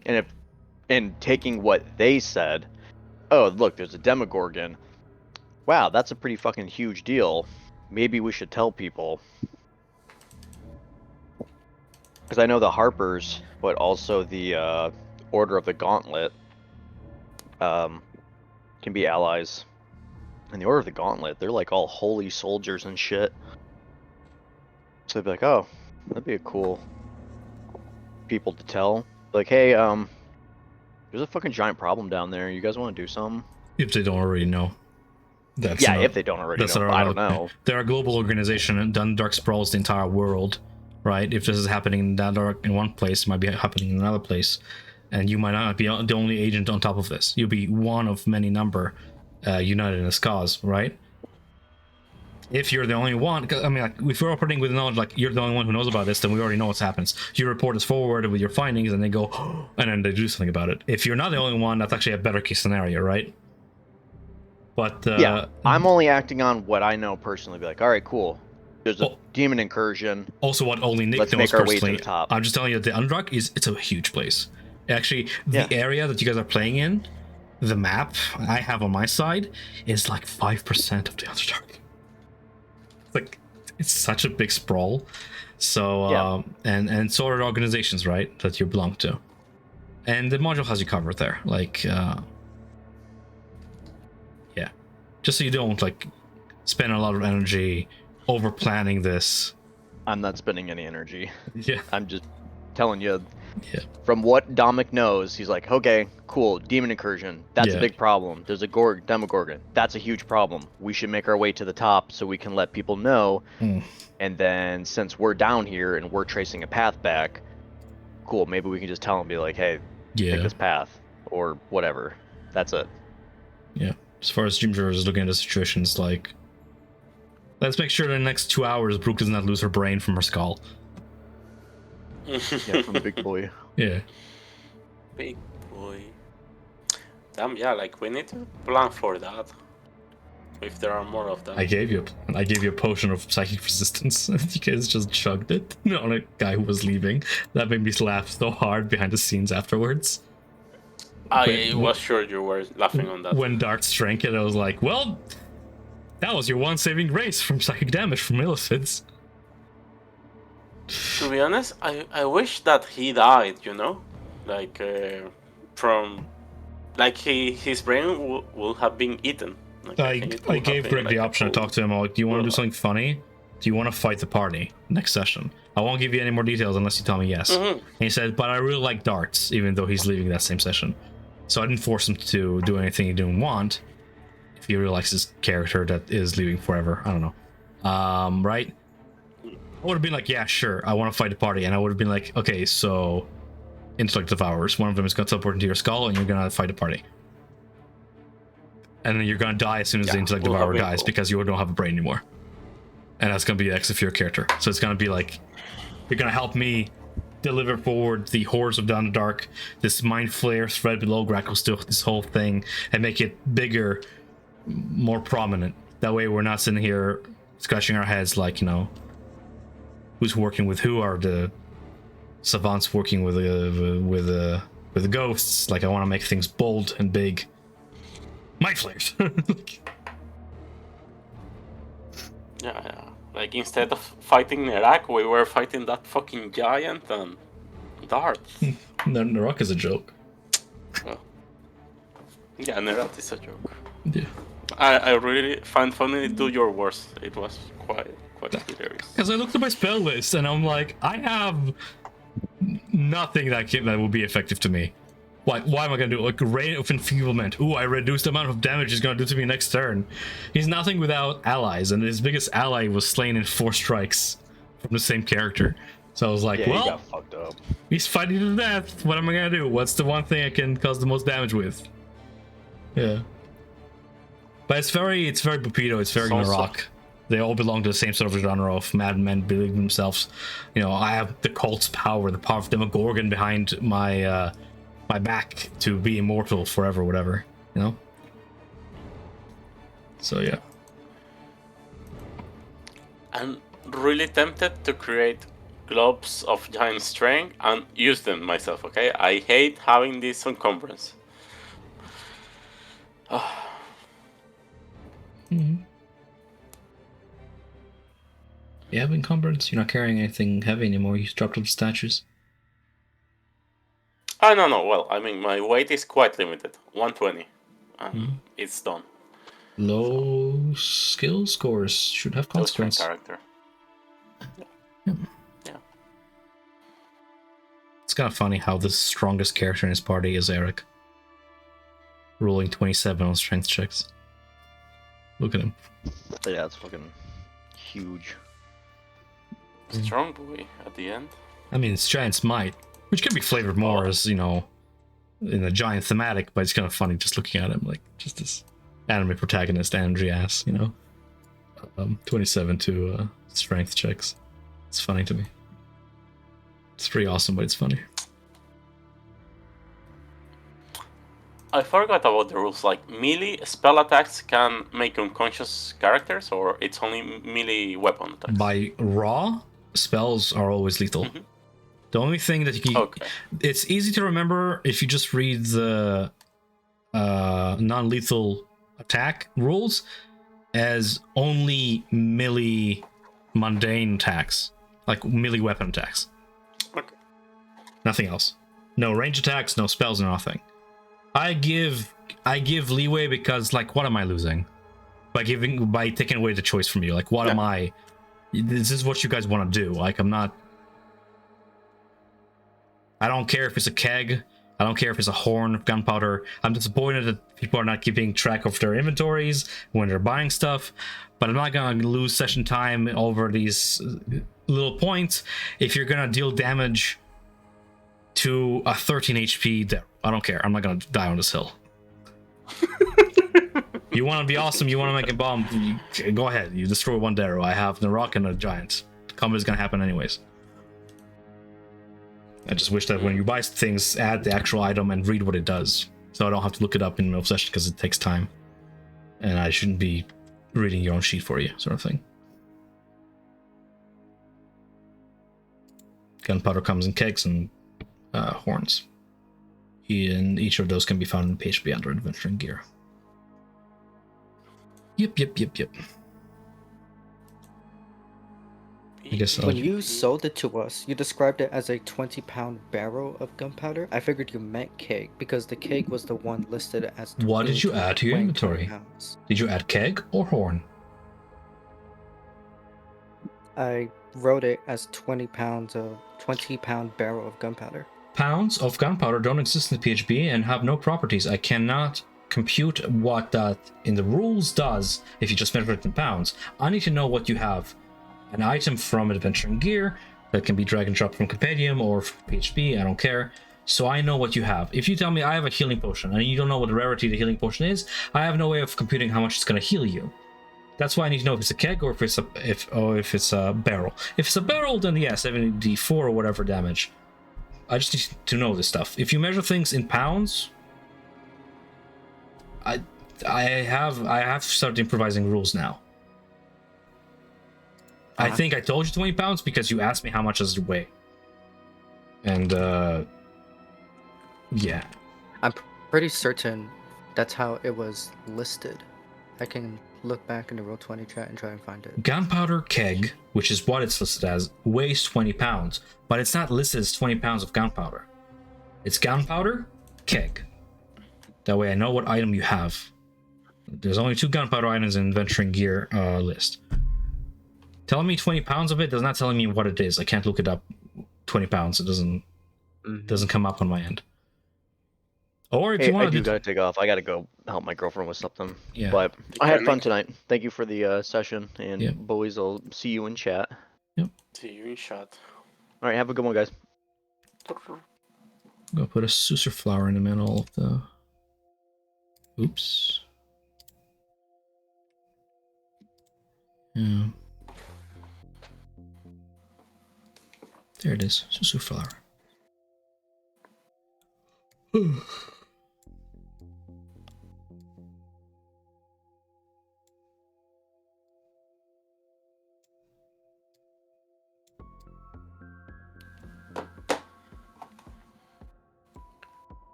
Para ver.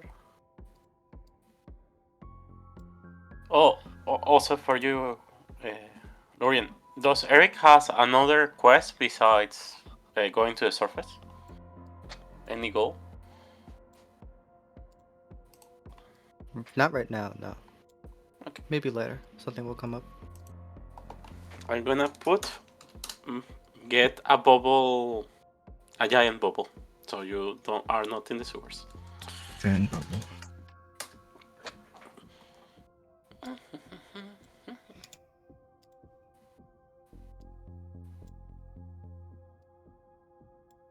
So it is. I'm glad you guys did not fight the undead giant. Why we didn't? No, I said I'm glad you guys did not fight it. Oh no. Because it was in a, Sapphire Dragon's future tree blossom lair, and I was like, there's a lot going on here if combat happens. Even if it's just the one thing. And yeah. No, I think you make every sign for it to not be a combat encounter. It depends on the players, really. If you want its other treasures, right? Like if you want whatever precious things it holds, then you fight it. Or if you make the mistake of, committing the same crime that Derry did by just taking something from his cavern, it attacks, sort of thing, because you disturb his peace and you steal from it, so it's like thieves, and it gets up and fights, I would imagine, sort of thing. You're right, there's not much reason to fight it, but again, it depends on players. Sometimes you'll have a party of rogues, who just want money. Like, say the cleric wants diamonds, but he doesn't care how he gets them, you can steal them from one of these creatures, Or like you want a Susur flower, for example, which is like an anti-magic field.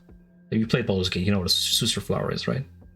Yes, Susur flower. They were like all over the cave. So like if you want one of those, you're technically still stealing giant stuff thing. Yeah.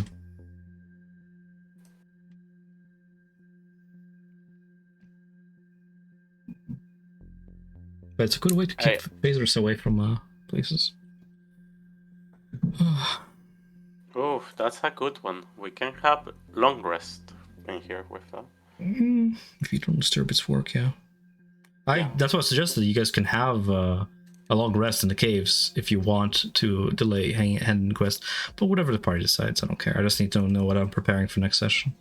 Whether I'm preparing like resurfacing the Gracostuch and then, writing things that are not in module, like Black Skull talking to the rock. Yeah. Because it's usually like whatever the party does in these caves, you just want to keep them alive, they interrogate them, the party makes things happen, not the NPCs. So if I need to write something, I need to know if you guys are resurfacing. We can use him as food for Timber Chat, so... Good.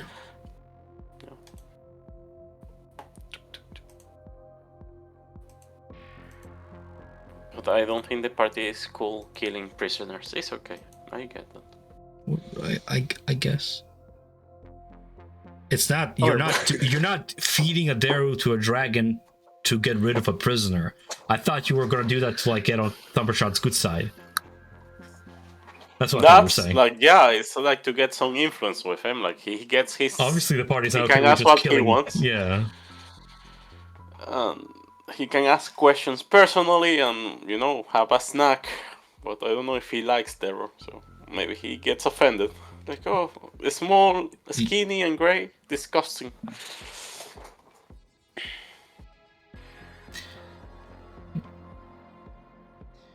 It was a gunpowder keg, actually. Yep. I found it in the Roll20 chat. Cool. I didn't realize this was a thing in the compendium, though. So I just wrote on my sheet 20 pounds of gunpowder. And then you asked how much damage does it do. I was like, oh shit. And I searched gunpowder on 5e tools. and I saw that gunpowder keg weighed 20 pounds. I was like, that sounds about right. So every single thing that happens from your sheet should be rolled by you guys and handled by you guys. I shouldn't be having to look up your abilities or your items, or how much does a longsword with, fire oil on it, how much damage does that do? That should be already on your sheet and already developed. I thought it was under one of your attacks, for example. So if you have like vials of acid or anything, same thing. That should be implemented on your sheets. In between sessions, if you have questions, go ahead and ask. But during combat, it takes time, and it really takes me out of it. Found the correct answer though, very quickly. Yep. Need to make a handout for the giants. The giant's ring, your crown, whatever, whoever wears it, which we didn't really decide. Nobody really grabbed it, but I guess we were in a hurry to leave off session. So I guess we'll just figure it out in Discord chat. Who has the circlet of the Karen weight?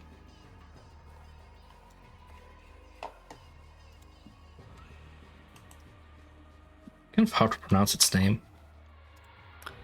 It's a really powerful magic item.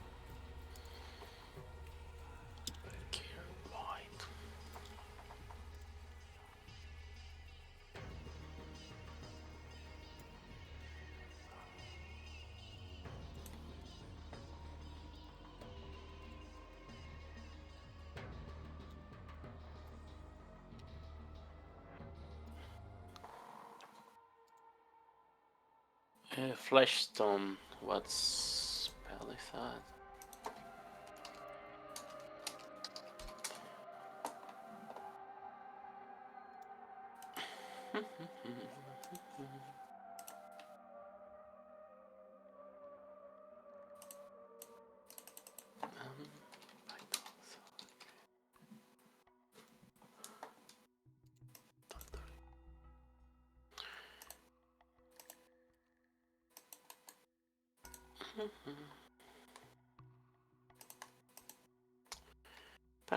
Para.